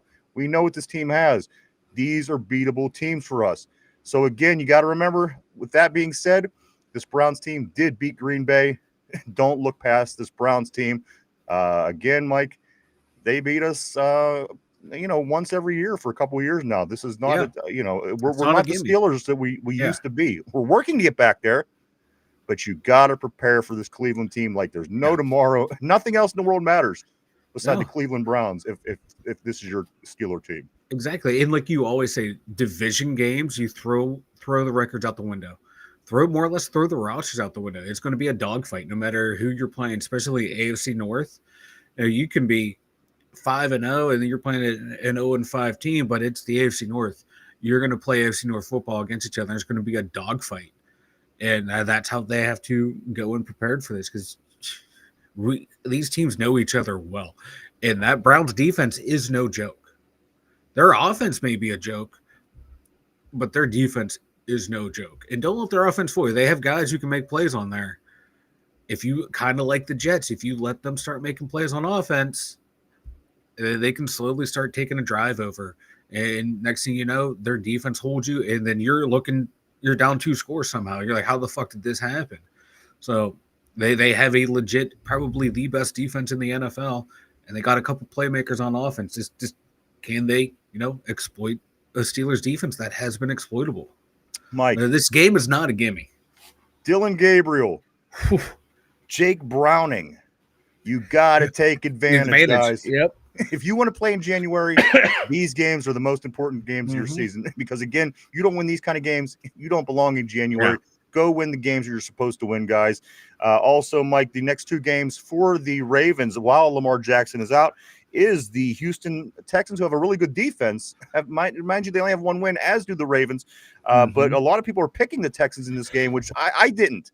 If I'm picking in this, I'm taking the Ravens just because I think they're a better football team. I don't think missing Lamar is enough for this team to lose to the Texans. But Mike, on that same note, they play the Rams next, the LA Rams. So this is not a bad team. The Rams were playing really good football. They got a quarterback down there that won a Super Bowl. Mike, the coaching staff is good. So again, while Lamar Jackson is out, a Houston team that most people were giving Houston this win for whatever reason. I'm not seeing it, but I hope they're right. And again, Mike, after that, the Rams is a team that can certainly beat a Lamar-less Baltimore Ravens. Yeah, they can easily go 0-2 here. I think they're going to end up going 1-1. And 1-1 is just fine with me. Yeah, me too. Hopefully we win those games that we need to win. Exactly. As long as we come out 2-0, if they go 1-1, I'm okay with that. We both can't go 1-1 because here's the thing. After that, we're moving on. Listen, if in a 16-game season, we're a quarter of the way through. Of course, there's an extra game now, so let's just take that first game off or the last game off. We're going to be closing in on mid-season. Yeah, as we wrap up the Bengals game. So again, guys, sitting there at 5-1 after 6 games is a big thing, believe me, especially considering that, what is it, Mike? 11 out of the AFC's 16 teams. There's a decent chance that 11 out of 16 AFC teams could be under 500 this week. Got to take advantage. And again, Mike, we might not have that bad of a team. Let me ask you this on the board before we do get back on the board. Aaron Rodgers, guys. Let me ask you again now at the quarter of the way through the season part. Is this better than you expected? Is this about what you expected? Or is this not quite what you expected? You wanted more? Throw it up on the board. I'm curious how people are feeling about our quarterback situation here in Pittsburgh. I got to be honest, Mike, he couldn't really do much better than what he's doing now. You'd expect more. Maybe, he could have did this, he could have did that. We could have more touchdowns. But the fact of the matter is, he was 6 of 6 at a certain point during the game where every pass in the red zone had been a touchdown leading into this game. So there's good things that are happening. Yes, he's 42. He's going to be 42. Yes, there's things to be desired from a 42-year-old quarterback. But the things this guy knows, the things this guy sees, the decisions he can make, guys, is this better, about the same, or worse than you thought it was going to be? Throw it up on the board. I'm curious to see what people think because I'm starting to buy in to the Aaron Rodgers thing, Mike. Again, 11 out of 16 AFC teams, there's a chance it could be under 500, and we were supposed to be a bad team. So look where we're at. Look what's going on. Look where they're at. Look what we're doing. We were supposed to be staring 0-6 in the face, Dan Orlovsky.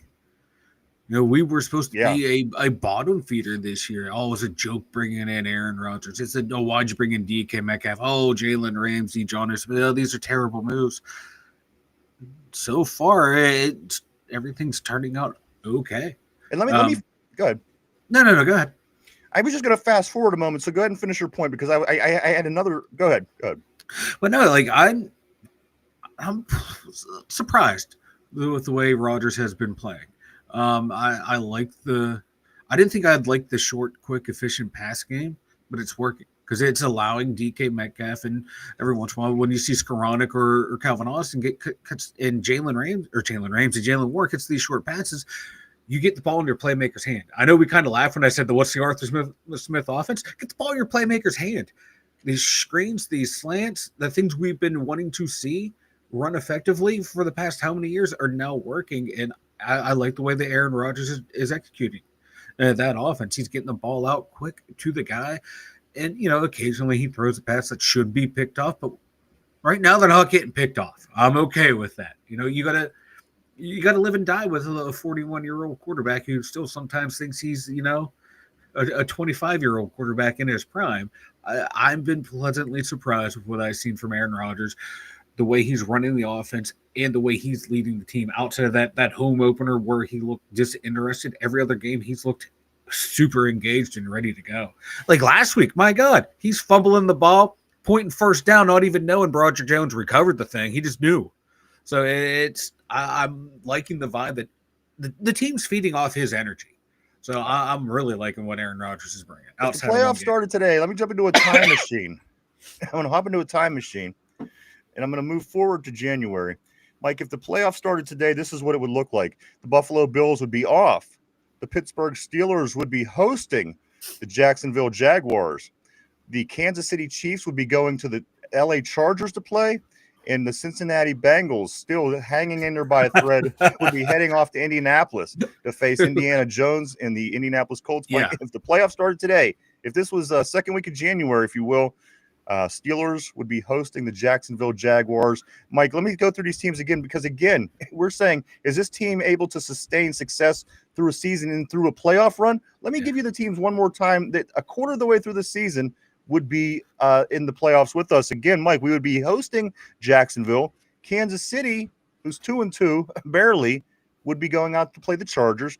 And the Cincinnati Bengals would be playing the Colts, Mike. The Buffalo Bills would have the bye. This is why you don't F up. Listen, every single play, it's a game of inches. You've heard this all the time. Focus on this Browns team, because this, what I'm looking at right here, tells me that this football team has a chance. And if they continue to get better through the next 3 quarters of a season, I'm just saying, guys, there's a reason we put this team together. We can't, we could be hopeful. Again, Mike, there's some talent. There's some talent. And if this team could finally start playing, as the guy said in the game, I think Greg Olson, former tight end, he said that the Steelers make the splash plays very well on defense. If they could do the little things in between consistently, this would be a top defense. And I couldn't agree more. But you know what I seen this week, Mike? I seen Keanu Benton doing those things more consistently. I seen TJ Watt doing those things more consistently. I seen the Deshaun Elliott doing those things more consistently, and just making those standard plays. Yeah. And even Peyton Wilson chasing a guy 100 yards down the field and catching him. What a big morale boost for this defense, Mike.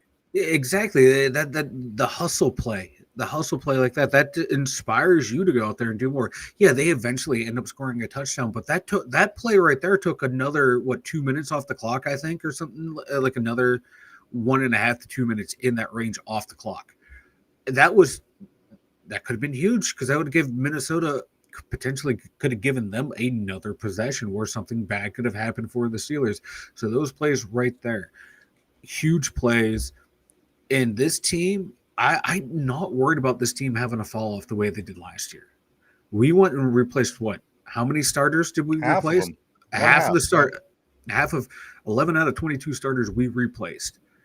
We have a new quarterback who, I don't want to take anything away from Russell Wilson. I thought he's had a hell of a career up until the very end. Shit happened. Stay on too long. Shouldn't have. But Aaron Rodgers is a different breed. He's that upper echelon of quarterbacks, upper echelons of Hall of Famers that are not going to allow this team to quit. I don't think he's going to. You saw the way he holds guys accountable. See the way he holds himself accountable too. He gets pissed at himself when he misses a receiver. He's not going to let this team quit the way, our quarterbacks let the team fall apart last year. I just don't see it happening. Mike Sommer is saying this on the board. He said the Bills' next 3 games are winnable. Their schedule, Mike. You know what? The Buffalo Bills are so far off my radar right now. Let's worry about how to beat everybody else. Because, like I'm saying, if we look past a game or two along the way and lose, we might not even put ourselves in a position to see the Buffalo Bills. So, again, the Buffalo Bills are going to win a lot of football games this year. I know this. And you know what? The only one that's really going to matter is the one where we play up there. Anything else we have no control over. So, again, Cleveland. As much as you hate to think about that shithole, it is the next game, and this is the most important game. Again, you don't want to lose this game. If you lose this game, you're sitting at 3-2. 4-1 is going to feel a whole lot better than 3-2, especially, as I said, without Lamar. Houston with that defense, and then the Rams, they got a good team. Like, I think they're only 1 loss this season. So again, I think so as well. The Browns, I believe, is is the big story. 007, what's up, brother? Always great seeing you on the terrible board. 00 says this: if Jackson misses significant time this season, their season could go down quickly. That kind of comes back to what I'm saying. I mean, this is still a good team. They still have Derrick Henry. There's still going to be teams that's not going to be able to stop Derrick Henry. Yes, they're going to be able to play it differently because you don't have Lamar back there, but they still got a good team, guys. It's like the Steelers. If we're missing a guy or two, we still find ways to win. Baltimore is very similar to the Steelers in a lot of ways. Of course, this is how they built their team for the AFC North. So it wouldn't surprise me, guys, that they win a few games, and they're going to win a lot of games this year. I wouldn't let the 1-3 fool you. I think Baltimore is very much in this, especially as soon as they get healthy. Win the games that we need to win. That's the only thing we can focus on, and we'll celebrate their losses as they come, Baltimore. But right now, all we can do is win. We could hope they lose, but we need to win. Win. That's the only thing that really matters for the Steelers right now, I think. Tortilla says Big Ben said we got 2 bye weeks in a row. Of course, Ben says this because he owned the Cleveland Browns like no other team in the history of ever has owned anybody. At one point, Big Ben had a better record, or had more wins at the Browns' home field than the Browns did. Yes, he did. And that was one of the greatest stats ever in sports. RB, what's up, bro? Always great seeing RB on the terrible board. He says, did anybody notice the pattern of Connor Hayward breaking down as in the runs into a block? He stops, squares up, and puts out his hands out. He don't actually hit people. It's embarrassing. But you know what? He loves the tush push. I can tell you that. Hey, he converted on a tush push. He's getting a pass this week from me. He's getting a pass. Vegas says, since the Browns came back, no team that lost to them has went on to win a Super Bowl that season. So Green Bay is out, guys. Green Bay, and you know what? We don't want that. We don't want that to fall on us. We don't want that stank on us. The Browns, big game. I'm telling you. Jamal says, let's get the 4-1 first because the Browns is going to be a dogfight. Absolutely. We thought we had the snow globe game in our hand last year. We played them. It was a Thursday night. It was an Amazon game, and they lost. You know, you could, you know. So again, this game is big. They're all big the week that you're playing them, and this right now is the biggest one. Mark Malone says, my pain huffing trances are always really, really close to being dead on. I saw 13-4 more than anything else, and all the other trances I've been in since April. Well, I like your trances. I don't I don't condone the killing of all your brain cells, but you know what? I like where the trances are taking us, and you know we'll take it. I do condone the killing of his brain cells because if it helps us get to a winning season, I'll take it, brother. All right, there you go. Tortilla says Tomlin has a great record against rookie quarterbacks. Browns have a good defense, but I think whether Sanders or Gabriel is in, we have a great chance to win that game. And especially this is going to be Dylan Gabriel's first game this week. His first game. He's a rookie, so I don't expect him to be a superstar. He shouldn't be as good as who did we just face? He shouldn't be as good as Carson Wentz in his second week. I don't see that happening. And again, the Vikings defense. People went on and on and on about the Vikings defense, and you know what? We weathered the storm. Yeah, it really did not impress me at all. Mark Malone says I saw 6-0 in the trances. Tortilla says they might start Flacco that game just against us to go back to their rook. I mean, I guess it's a possibility. That'd be weird though. The Browns are weird. Yeah, exactly. Well, yeah. As soon as I said it, I was like, well, it is. That would be on brand for Cleveland Browns football. Kenneth says the Browns game will be the biggest test for our offense. It will test. You know what? You're right. Every single game brings a different test. And this kind of defense that Cleveland has is a damn good defense. There's going to be a lot of Broderick Jones versus Myles Garrett. Mm-hmm. So, again, Mason Graham up the middle. I would not look past this Cleveland game at all, guys. Steeler Nation, this is your biggest game coming up. We forgot Devin Bush. The resurgence that Devin Bush is having, the Devin Bush revenge game coming up against us in 2 weeks. Welcome, Aaron Jade. Always great to see you on the board. He says, here we go, Steelers. Somber says, I think Shador will be in when we play them the second time. You're probably might be right. It wouldn't surprise me if they go 4 weeks, 4 weeks, 4 weeks, their quarterbacks. What I just see there, they have 41 quarterbacks since their 1999 expansion, which averages a new quarterback every 10 games, I think is what it is. That is great. Feel the Steel says now the season starts. Don't F it up, Teflon Dawn. Mark Malone says, LOL, let's hope so. RB says, I don't think the Ravens are really good. I think they have a great running game and 3 good defenders, which shows when you look at the team money, I don't think Baltimore's. Here's the thing, they'll win their games, though. They're good enough. You know what I mean? I don't think they're this great team either. But we've seen them do this before. This has happened with the Ravens before. They get these weird funks early. They lose a few games. We get all excited. And then they round off like they win like 9 games in a row. Believe me, this Raven team is not going to fall. This team is not going to lay over and die. Certainly not at this point in the season, guys. Again, Cleveland is huge. Yes, Baltimore has Houston with a D. Yes, they do have the Rams next week. Cleveland. The only thing that should matter, again, what they do is going to, we have no control over that. What we do have control over is winning our games 1 week at a time. 007 says the Steelers own the AFC North. We got this. Wasn't we the team supposed to be on the bottom of all this when it all started? We were. Now some of the national pundits are starting to change their tune on the Steelers. Imagine that. Right? I like the one guy who he raised the white flag at the beginning of the season. He's like, I've been picking them to have a losing season for 3 years in a row. It just doesn't happen. He's like, I'm done picking against them. No better. We haven't had a losing season. Yeah. Like every time I hear teams say that, like, oh, like I can say, like I can understand, like you say, hey, they're going to finish third in the division at like 9-8. Okay, that would make sense to me going into the season. But to say we are going to be the worst team with a losing record, that is a bit presumptuous. Corey says this. He says, my wife and I may be going to the Cleveland game in December. We're still deciding to buy tickets, like $51 a piece, right? You do it, man. Cleveland's, you know what? As shitty as it is, it's actually a really nice city.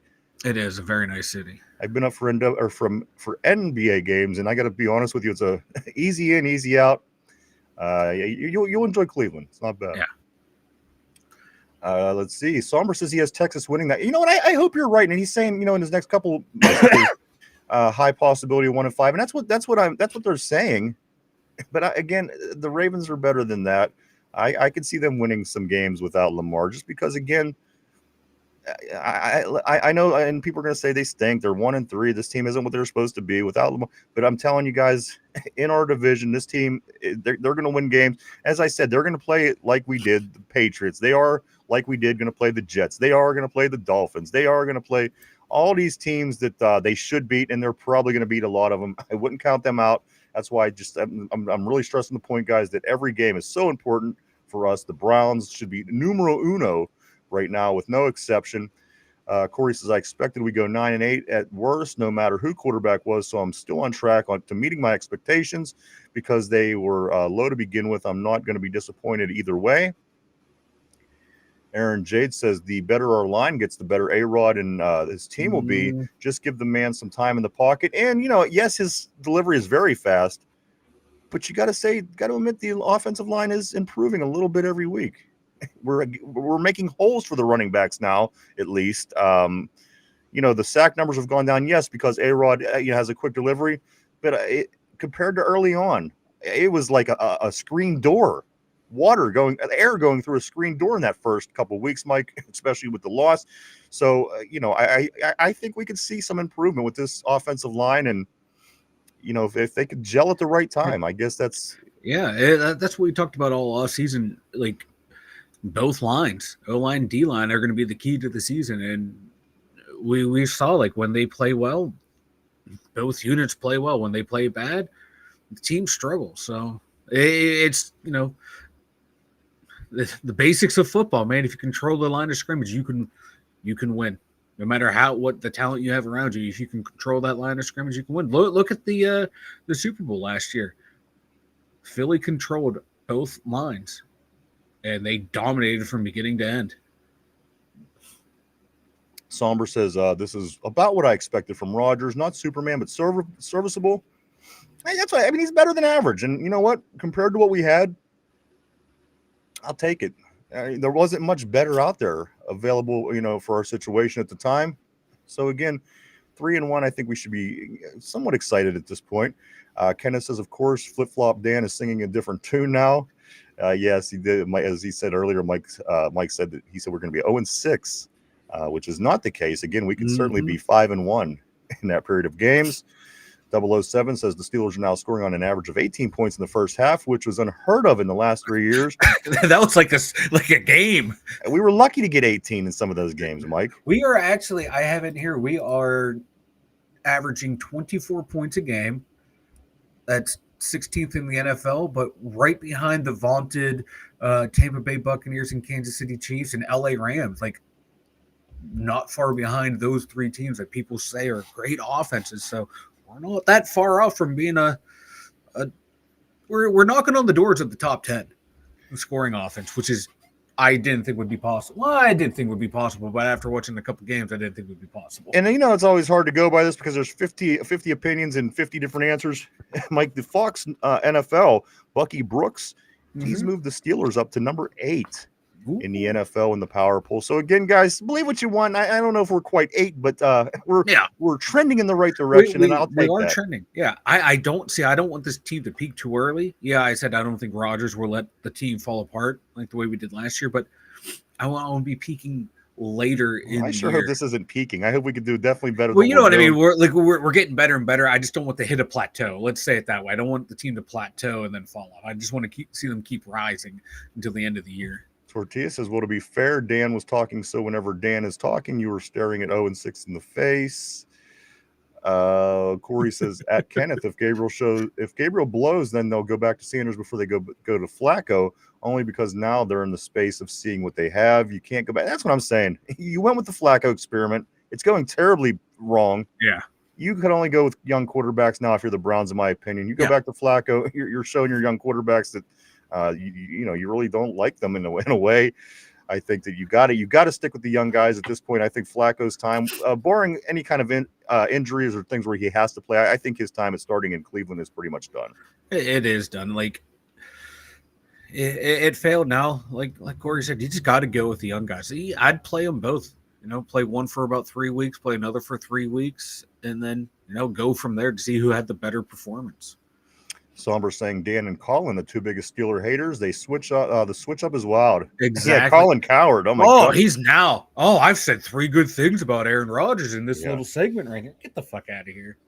Field of Steel. Steeler Nation fell for the moon ball. Then the real games came and the moon ball sucked. Can Rodgers beat the playoff teams coming up? And again, Phil, with these teams right now, again, and we have a lot of season left. I totally get that. But you know what? Some other teams could have things that change their season as well. But as of right now, guys, we would be hosting Jacksonville. The Chiefs would be going to play the Chargers. And the Bengals would be going to play the Colts with the Buffalo Bills with the bye. I would take that group of teams in a minute with our Steelers, with the way, again, not playing great. We're moving in the right direction. And again, Cincinnati's not going to be in the hunt whenever the playoffs come around. But as I said, guys, if it's that kind of year, you want to be in the best possible position that you could be in to win in January.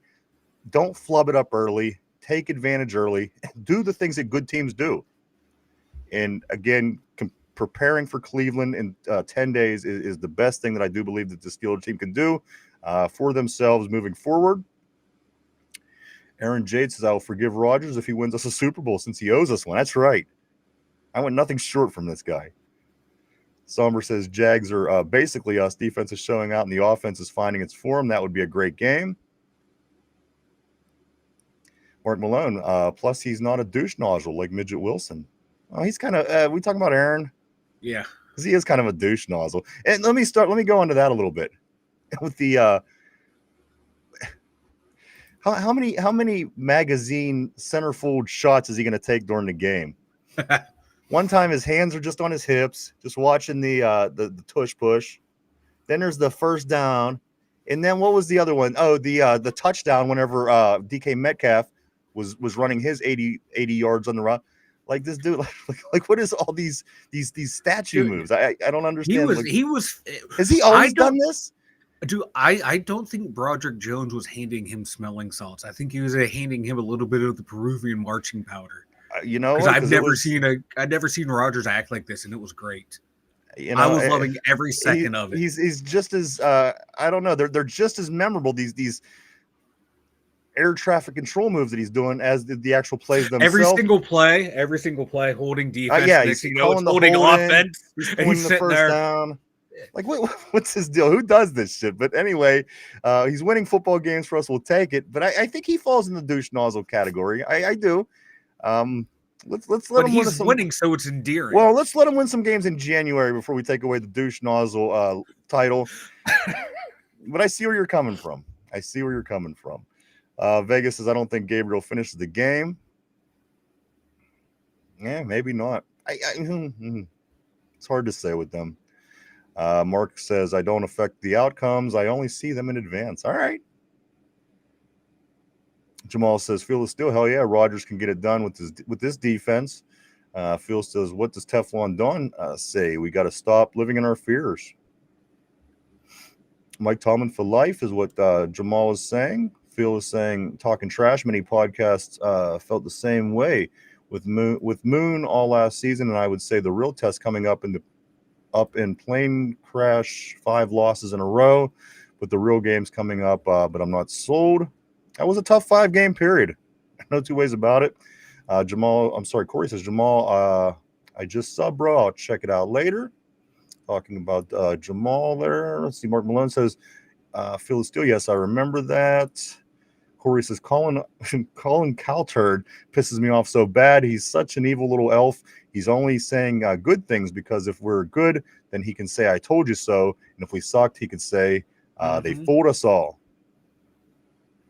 Somber, no way Rodgers is aura farming. Jamal says Aaron is on that dust. Yeah, you know what I mean? It was right after that. It was right after him and Broderick Jones. Him and Broderick Jones ripped whatever, and they throw that touchdown. He's just sitting there. Corey says this. Ryan Rodgers was doing his best poses for when he tries to persuade us to put up a statue. And again, win us the Super Bowl, we'll talk. I mean, it's not going to be as big as our Ben statue is going to be one day, but we'll talk if you win us that hardware, man. Tortilla says, work called me and said, I've been traded to the 49ers. I tore my Achilles on the way, talking about having serious issues with injuries. Did you get Turco too as well, brother? Yeah. Mark Malone, we're going to get better. Once we put the Big Johnson in motion, we're going to jizz all over the opposing teams. And you know what? I was glad to see him involved. Yeah. I'm still not in love with it, but with him yet, I need something from him, something to kind of give me a little bit of hope. Kenny G in my life. He's out there playing slow jazz, tearing up defenses. Kenny Gainwell, he had 25 catches, 134 or 125 carries, 134 total yards, and 2 touchdowns, which are all game highs for him in his career. Still a young player, of course, winning the Super Bowl in Philadelphia. 25 carries, 134 total yards, 2 touchdowns, all highs for him in this game last week. So again, you can see things are getting better. Things are, the offensive line must be getting better. He ran 99 yards compared to what we did, in the first couple of games. Things are improving. And let me tell you this too. Go back and watch the game now. Like I said, I've watched it about 64 times, it seems like. And as you get that element of, oh, shit, are we going to lose? The heart attack element, we look considerably better, guys. Yeah. Again, we're seeing it, I think, a certain way. Go back and watch it now with the element of the chance that we have to lose. I think you'll agree with me that they are definitely looking better than the first couple of weeks. And again, if you keep going in that direction, Mike, I think only good things could happen for the Steeler team. I do too. This team, like I said, they are getting better, and they're making plays when they need to. And last year, especially in offense, they're making plays when they need to. And last year, we were just relying on that moon ball to bail us out. Now, we're short pass. We can hit a deep pass. We can starting to rely on the running game now too. I'm liking the way the whole team's rounding into form. All right, let's get to through the rest of these. And we do have a lot of things to get into still, Mike. Tortilla says Rodgers always played good on Percocets. I hope they just don't drug test our guys. Let them just do what they do. I don't know. Somber Ayo, Mark Malone says I didn't even notice the Rodgers motions during the game. Wow. No, yes, you did. Yes, you did. He was high on Krylon. Let's see, Mike. Also, you know what else is helping us? The Pittsburgh Steelers are the best teams as far as penalties. Mike, the Pittsburgh Steelers have only committed 19 Yeah. penalties in 4 games, which is it's under 5 penalties a game. Guys, that is playing a role. I mean, again, quarter of the season, lowest amount of penalties committed. You gotta like that. Overall, we talk about discipline. We talk about Deontay Johnson walking by balls that are bouncing around. The discipline issues that we've had in the past with this team. Only 19 penalties against us in the first 4 games, Mike. Yeah, you gotta like that. I like it. I love it. They're playing smart, good, disciplined football, and I haven't recalled any real penalties that have like totally killed us. No. Like a back-breaking. This is why we lost the game. We can point to this stupid penalty right here.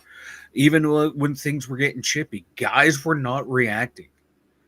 Usually that's when you'd be worried, like, oh my God, Broderick Jones is going to punch someone. He didn't. Now I was getting a little worried at DK Metcalf running in his mouth because, he's prone to getting penalties, but he didn't. They kept everything in check, and so far they have. Now you're getting your little holding calls, face masks, shit like that happens, but there hasn't been any of those egregious penalties that we've seen in the past few years. I'm loving it, man. I'm loving this team so far. Mike, these are some numbers. These are some things about our offense that I do want to talk about. Let's see. The Pittsburgh Steelers are 6-0 when Darnell Washington plays more than 40 snaps. 6-0. That means they're probably running the ball good, and when you run the ball good, that's a lot of times you win football games.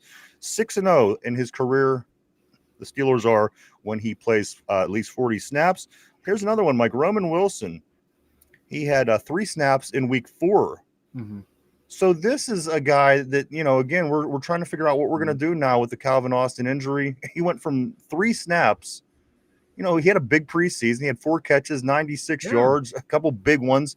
They talked about how he was doing this really well, and they like this, and they like this kid, and he won a national championship in Michigan, blah, blah, blah, blah, blah. Mike, still only 3 snaps in week 4. That's going to change, of course. I would think so. It has to change. It has to, right? You would think. Because, he was, looking good in preseason, was running really good. What are we missing? What am I missing? No idea. Like I have literally no idea what we're missing. It's a conundrum. I am very confused. And this was a 3rd round pick too. He picked in the same draft as Keanu Benton in them. And no, my bad. Last year's draft. But yeah, what are we missing here?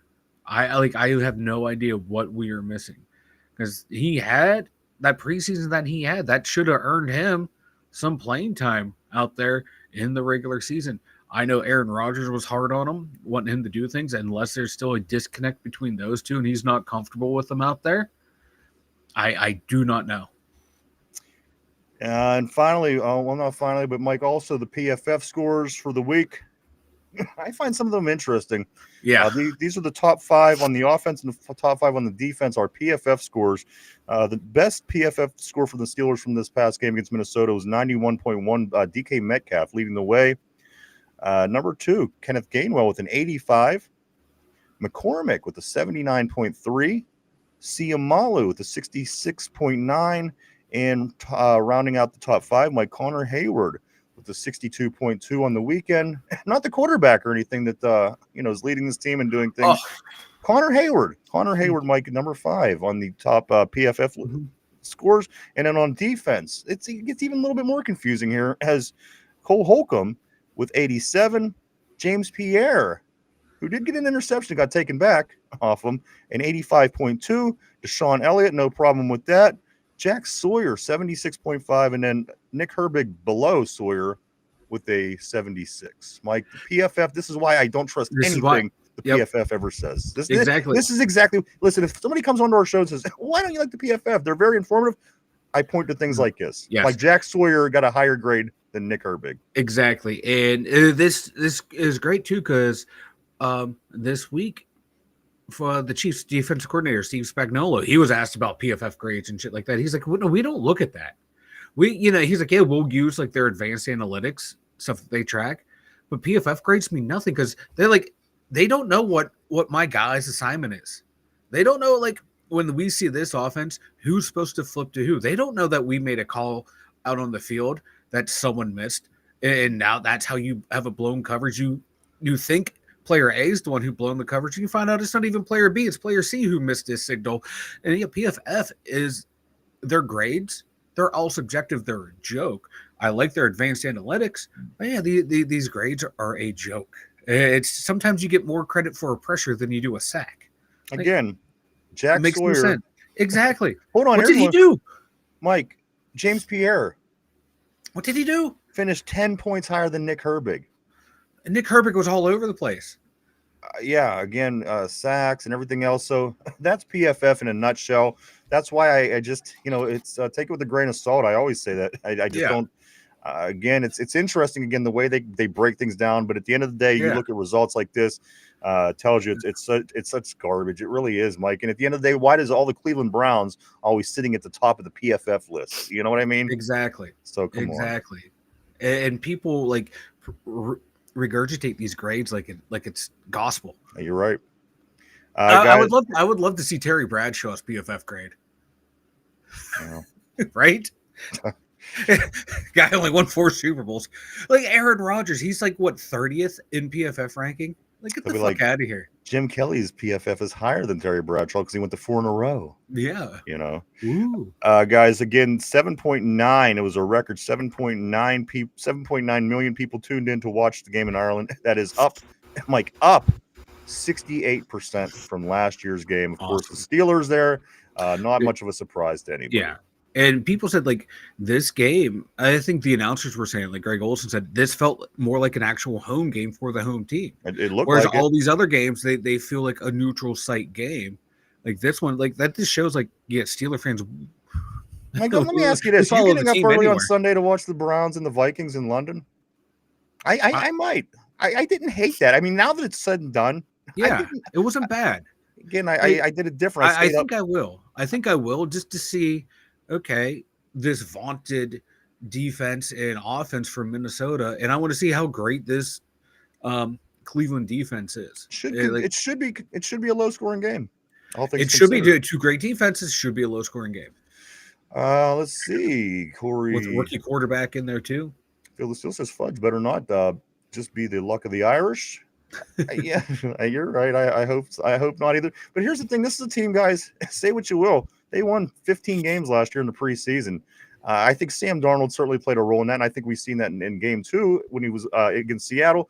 But guys, the defense was supposed to be good. This team won 15 games last year. Maybe we could start moving in the right direction again. Mm-hmm. Continue this by winning. You got to beat Cleveland. You can't take 2 steps back at this point. This is where you have to continue to move forward. Cleveland Brown should be the biggest thing on your the guys should be getting together Sunday morning and eating breakfast together and watching this game. I'm just saying this should be the biggest thing in your life moving forward. If you are a Steeler, Vegas says you shouldn't get tested after 40 years old. You know what? I agree with that. I would have to agree with that entirely, actually. And that should go the whole way around the system, not only in the NFL. 19 is still too many. Talking about the turnovers. You know what? Even if you want less, you just got to consider every single other team has more than we have. Yeah. So, right. If it's 19 or what, we're still in the most disciplined team in the NFL. I'll take. We're the most. Yeah. When was the last time you could say the Pittsburgh Steelers was the most disciplined team in the NFL? But there you go.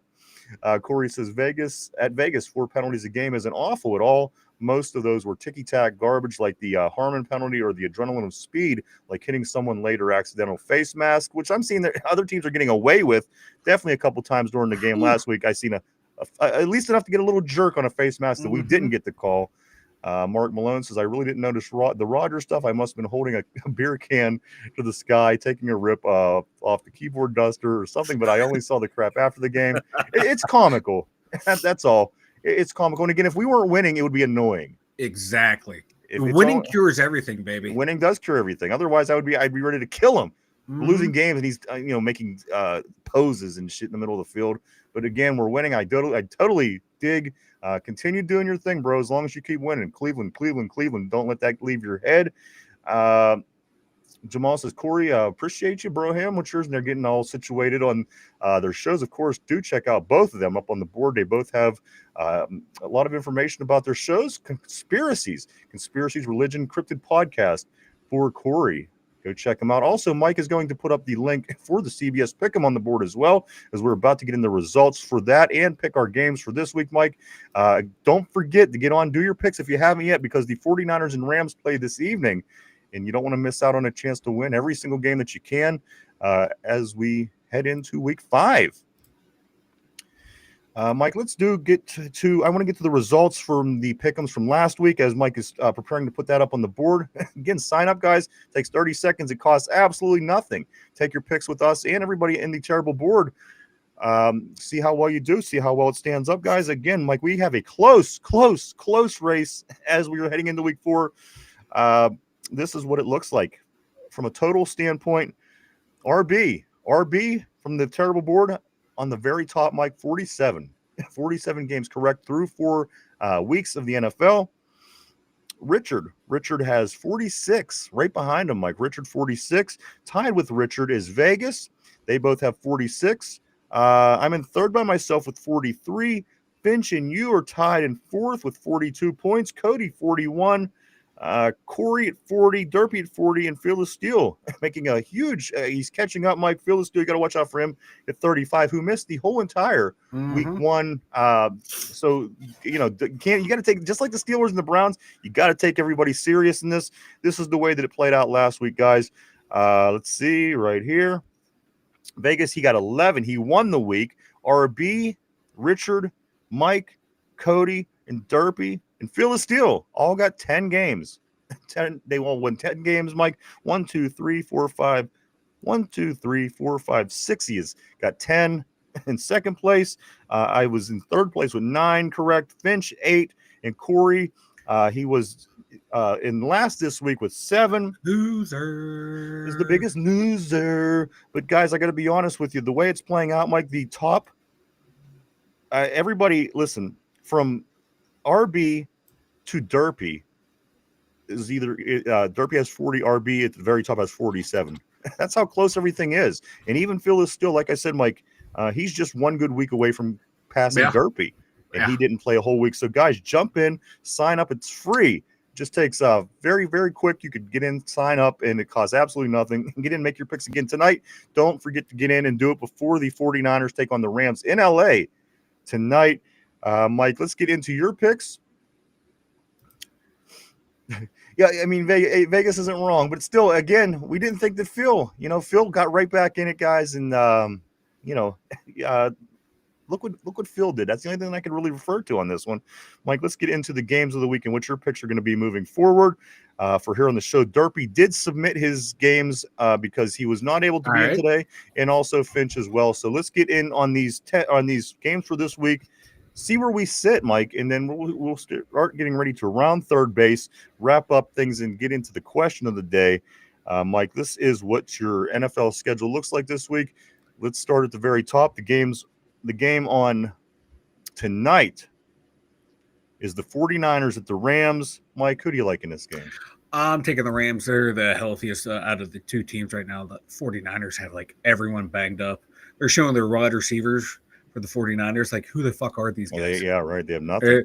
But it's funny. The thing is, though, Mahomes won a Super Bowl with three out of the 4 of their top 4 receivers. So that's no excuse for it. No excuse for you. You can't. There's a lot of excuses. I know, right? Yeah. But I'm taking the Rams. You don't have them referees on your side. It's a whole world of difference. So you're taking the Rams, Mike. Again, I want to see the Rams continue to play well, at least for a couple weeks, because again, I want them to be able to beat whoever they are. They got the Ravens coming up next, so I want to see them at least play good enough for next week. Like Sunday morning, the Vikings at the Browns. We talked about this briefly. Vikings, Browns, London, Sunday morning, 9:30. Does Vikings get a European win, or does Cleveland get another AFC North win? I'm taking the Vikings. I don't think there's a way the Browns can win, especially starting a rookie quarterback. All right. Next game, Cowboys at Jets. The Jets are done. They're toast. Give me them boys. They're going to win a game? they'll probably beat New England, right? I mean, they got they lost to Miami, but they get Miami again in New York, I think. Yeah, dude, give me them boys. Next game, like Giants Saints. Giants at Saints. Both teams suck. Give me the Giants. Give me Jackson Dart, Cam Scadaboo. Oh shit! Wait, they just lost Malik Neighbors. Fuck that. Give me the Saints getting their first win. All right, interesting. The Raiders at the Colts. The Raiders at the Colts. Raiders at the Colts. I'm taking the Colts at home. Give me Indiana Jones. Dolphins at Panthers. Dolphins at Panthers. This one sucks. I'm taking Tua because Tua has no idea what the fuck's going on, and that's kind of scary. And I think he's completely brain dead, and he's just out there playing football. He's not thinking. His brain's scrambled. Give me Tua. Broncos at Eagles. See, one of the two only undefeated teams left. Like the Eagles and the Bills are undefeated. I kind of want to go upset here with the Broncos because the Eagles could very well be 2-2 as well. A couple plays, two plays go against them. They're 2-2. The Broncos, people thought they were going to be the shit this year. I don't think they have it. Give me the Eagles. The Texans at the Ravens. And yeah, go ahead. Texans and Ravens. Give me the Texans. The Ravens have so many injuries. They just lost Matabuke up front. Roquan Smith's out. I think Marlon Humphrey's out. Lamar Jackson's out. Unless they're going to simplify that offense for Cooper Rush and just let Derrick Henry run the ball. I don't know if Harbaugh can do that. That's literally their only option. Yeah, that's what he should do. And that's what he should have been doing last week too, was just feeding Derrick Henry, but he wouldn't for some odd reasons. So I'm taking the Texans. Let's see. The Titans at the Cardinals. Titans at the Cardinals. The Cardinals. Cam Ward not going to get that win, huh? Hey, to quote Cam Ward, keep it a buck. We ass. Buccaneers at the Seahawks. This should be a good game. It's going to be a good game. I am taking the Seahawks with some home cooking there. Lions at the Bengals. Lions the fall, the free fall of the Bengals. I think continues right through this weekend, of course. Chargers hosting the Commanders. Give me the Chargers. Taking the Chargers. Sunday night, Mike. This is an 8:20 start. The Patriots at the Bills. Buffalo, Buffalo. Hello, easy. And finally, Mike, the Monday night game. The Chiefs at the Jags. The Chiefs at the Jags. I think the Chiefs are going to go in a little bit of a roll here. I think I got some confidence I do too. So I'm going with the Chiefs. I'd say, these teams that lost a lot earlier, the Chiefs and the Baltimore, I think we're crazy to think that they're down and out. they're good teams. They're good franchises. They have good systems, as do we. It's why we don't lose a lot of, it's why we don't finish clear at the bottom. It's good franchises get their wins. Yep. The ones that aren't good, they don't. I don't, you know what I mean? Why aren't the Arizona Cardinals getting 500 every year? Why? Yeah. We're a good franchise. The Ravens are a good franchise. The Chiefs are a good franchise. I look for all those teams to bounce back, Mike. That's why I said you got to take advantage of where we are now. We're in a good position. If you're, a race car, you're in first. You don't, you want to continue to be in first and do the little things right so the other teams can't catch you. Because again, Baltimore's going to win those games against the Jets. They're going to win the games against New England. They're going to win those kind of games, Mike. We got to win. Cleveland is numero uno, and it should be moving forward. But again, guys, the NFL kicks off tonight, week 5, 49ers at Rams, Mike. So those are our picks. I'm going to put those away till after the last game was played on Monday night. We'll bring everything out on Tuesday with the results for this. And then also for the CBS picks, guys, do not forget to get your picks in as it's week 5 starts tonight. Let's jump back on the board, Mike, before we do get ready to round third. I'm going to start right about here. Corey says, Jamal, it's a really horror-centric, but I'm working on some comedy to lighten the mood from time to time. Mike did put the link up, so make sure you get in, sign up. Phil still calls Corey loser. For the week, he is the biggest loser, but you know what? This thing is anybody's game. It really is. Jamal says that sounds funny. Vegas says Corey Beaver's Life with Eddie and Martin is the funniest horror movie ever. In jail for life while being 100% innocent. I can't think of many things more horrible than that. It's not. It is not too late, man. Sign up. Literally, it takes 30 seconds, dude. It costs nothing. It's fun, man. It's just see how you do every week, you know? You know what? The only shit talk that's really coming out of it, too, is the loser, of course, the one that finishes at the very bottom. They are called the biggest loser. But you know what? Loser. And Phil is still certainly takes it. He certainly makes sure that continues every week. But that's, you know what? That's what he does. But yeah, sign up, man. It'll be fun. Vegas says, can you sign up? But you're like 50. Yeah, man, do it, man. Sign up. Doesn't matter. What's it matter? All in good fun. It's all in good fun, unless you lose. Well, exactly. I mean, if there was like a $50,000 award attached to it, it'd be a different story. Right? That's not be the case. Corey says at Vegas, that was a great movie. It's in my top 10 comedies of all time. Vegas says it was hilarious, but it's a horror movie. Vegas says this: you're not horrified if a 400-pound guy asks you if you're going to consider to eat your cornbread. I want your cornbread. Let's see. I'm going to go past the movie reviews for a second here. And also, Jamal says, been a loser all my life. I'm right there with you, man. No two ways about it. Guys, but do it, bro. It's fun. It really is. It's really Jamal fun. just signed up too. Hell yeah, bro. Good. All right. And don't forget, Jamal, you want to get that at least the first game picked by tonight. Otherwise, they mark you as a loss if you don't. And if you lose by one at the very end, that's where it kind of screws you. All right. Good deal. Got you on that. Mike, we are going to start getting ready to wrap things up for the day. Why don't you go ahead and tell everybody about the website, man? Excuse me, as I start to choke and die over here. The2dumbyinzers.com. Check it out, everyone. We got our social media over there. We got the merch store over there. And we got Vanilla Thunder's Dumb Thoughts. Since I just made it back in country, I will have the Dumb Thoughts up tomorrow. Me and the dummy were unfortunately questioned by the Irish police about Skylar Thompson. So the Dumb Thoughts will be up tomorrow about the last week's game and some some bye-week thoughts as well. So check it out, the2dumbyinzers.com. And of course, yes, it is the bye week, guys. Again, Minnesota, the big win over them last week, getting ready for the Browns in next weekend.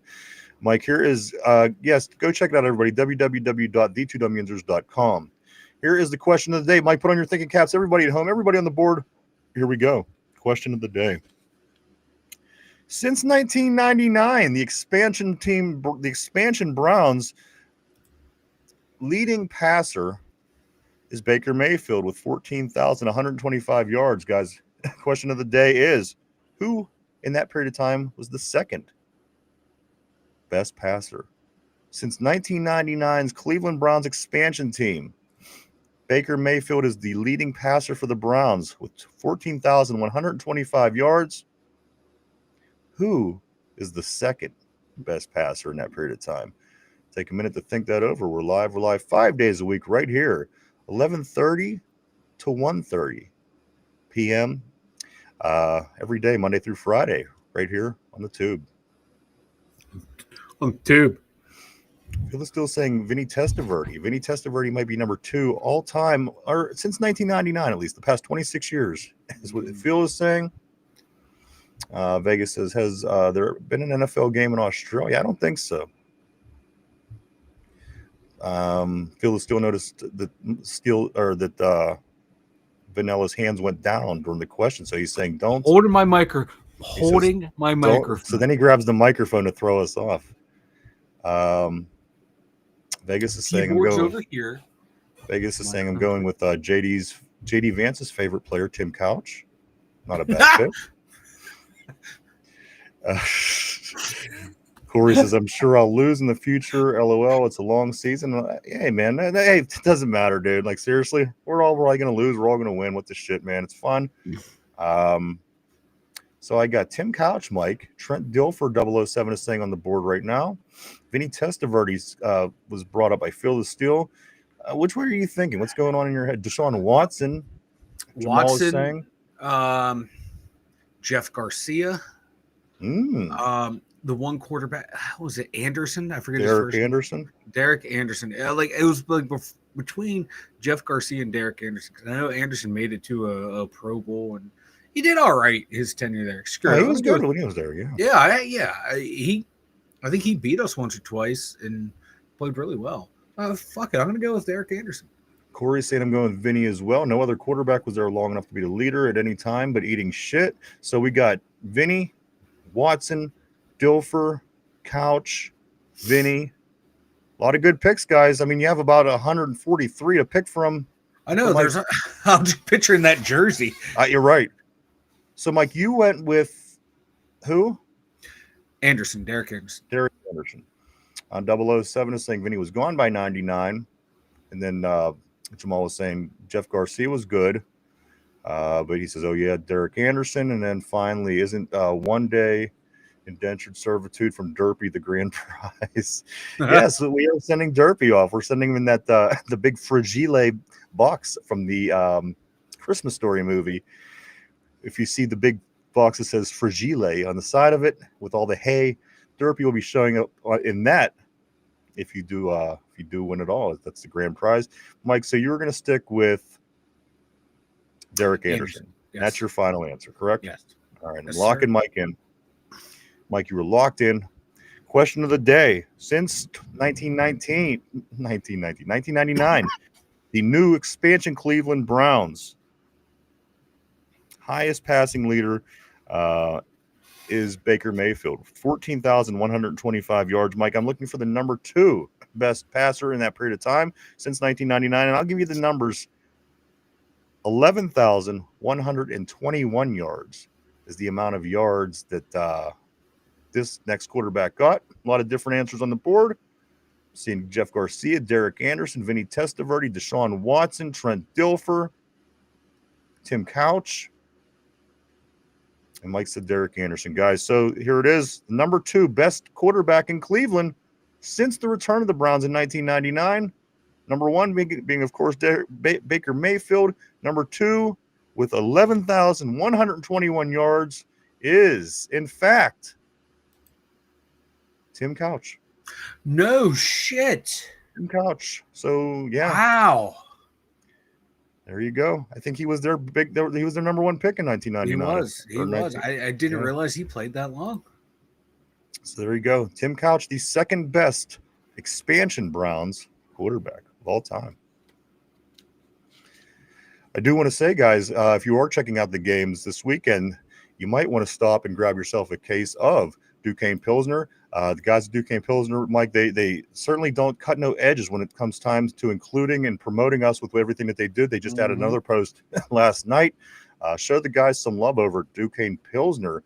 Stop by their social media pages, hit like, and even better, stop by and grab a case and enjoy some Duquesne Pilsner throughout the weekend while you're watching football, Mike. It is the finest beer in the land, made right here in Pittsburgh. As it says right on the can, grab a Duke, everybody. Grab a Duke. Let's grab a couple more of these messages, Michael. I think we're going to wrap it up for the day. Let's see, right here. Jamal said I was going to go with Tim Couch too. I don't think I would have went with him. If I didn't know the answer, I don't think I would have picked Tim Couch. But I know the answer, so I think, oh, yeah, I would do that. But yeah, obviously, if I didn't, I don't know. Thank you, Phil, as always. I do want to say a couple of these things. I do want to say, first and foremost, thank you, everybody, for coming and hanging out and checking us out today. We appreciate each and every one of you. We truly, honestly do. We wouldn't do it without you guys and gals. Thank you so much. I want to say thank you to everybody on the terrible board. You guys always keep things and make things interesting here on the show. Love the terrible board. You guys are the best. And I do want to say thank you to everybody at home, people that are watching. Maybe you're in the car. Maybe you're at the gym with the earbuds in. Maybe you're taking a walk. Whatever the case may be, thank you too. We appreciate each and every one of you. We truly, honestly do. Yes, the beer pyramid behind me is Duquesne Pilsner, guys. Do try out Duquesne Pilsner. I think you'll like it. I think you'll be drinking it every week for football games. Also, I do want to say this: if you haven't had a chance yet, go visit any of our social media sites. Mike, we are all over social media. You can go to Facebook, X, formerly known as Twitter, Instagram, Threads, and even TikTok. Hit the follow button to keep up with what the two dumb Yinzers are up to on a day-to-day basis. And if you haven't had a chance yet today, hit the like, sub, and share button down below. It greatly helps us out. We appreciate it greatly. Thank you so much if you do. And again, guys, hit that link over on the side. I know that Jamal did just sign up. It takes 30 seconds, and like I said, costs nothing. Get in there, make your picks every week. It's a lot of fun. And if you didn't catch it on the board, you could always go just right outside on the YouTube page, and the link is up there as well. Yeah, he's the only one that you can remember. Jamal saying about there were so many of them with them Cleveland Brown quarterbacks, but no, we appreciate you as well, sir, and all of you. Thank you so much, Jamal. Thank you for that. And Vegas, I'll shoot you some out, or either that, or I'll send him out with Derpy as he shows up in his crate. If you win the big one, Mike. Anything before we get ready to wrap it up for today? No, I got nothing. This show was fun. The 2 days of off was too much for me, guys. I couldn't take it. I'm so glad to be back here. So I am too. I mean, this could literally go on for another hour or two. I mean, there was so much to talk about. There really, truly was. So, I mean, thank you for really sticking it out. I know some of the stories are maybe a day or so behind, but we apologize. We are back on track, and I think we're going to be cool. We're going to be good moving forward. So, we will be back tomorrow at our regular time. We hope to see everybody then, heading into bye weekend. But again, get on, make your picks, because the Thursday night game tonight between the 49ers and Rams does kick off this evening. You don't want to miss out on that. So, and again, sign up, guys. It's a lot of fun. It really is a lot of fun. I do want to say welcome to the board to Zehe 1891. Go Steelers from Stockholm, Sweden. Let's go. Praise Watt and the whole goddamn defense, black and yellow. Definitely welcome to the board. Welcome, Zehe 1891. I think that was a great comment, and welcome to the show. 007, the Browns had like 20 quarterbacks, and that's been 41 starting quarterbacks since 1999, 00, and it's an average of every 10 games since 1999, they average a new starting quarterback. So that's what's going on up there. You can't lose to this. You don't want to lose to this team. We're looking at bigger things, Mike. We put too much into this to go up to lose to Cleveland, especially at home. So, guys, we'll be getting into that so much more next week as the Browns are coming up next week. So tomorrow, we'll see everybody back at our regular time right here to head into the bye weekend, go over all the other things, and scratch all the Steelers scoop that we can from everywhere we can find it to get that out to you as well. We hope to see everybody back tomorrow to do just that as we head into the weekend. Mike, one more time, speak now or forever hold your peace, brother. No, thanks everyone again. Zaha, welcome to the board from Stockholm. We got Sweden, we got Japan, we got all over the U.S. Man, we are just worldwide right now. That is really awesome, man. This is awesome, guys. Hope everything's going well in Stockholm. I'm sorry, Stockholm, Sweden. It is great to hear from you again. That is super awesome, and we're glad to see great Steeler fans over in Stockholm, Sweden. Anyway, also do want to say Vegas, thanks, brother. See you on that, and also. Jamal says, man, I didn't know the 49ers were 3-1. Luckily, that team is 3-1. I wouldn't look for that to continue much longer as they have many issues. Once their competition starts getting better, I think their losses start stacking. Guys, that's it for me. That's it for the show. I do want to wrap it up by saying tonight, 49ers at Rams. Get in, make your picks. We'll be back tomorrow at our regular time. Get ready to head into the bye and get ready for them Browns and so much more. We hope to see everybody tomorrow. For Mike in the Steeler Central Mobile Studio, myself, the two dumb Yinzers, I hope everybody has a great Thursday. Enjoy the game tonight, and we'll see you tomorrow. Bye-bye.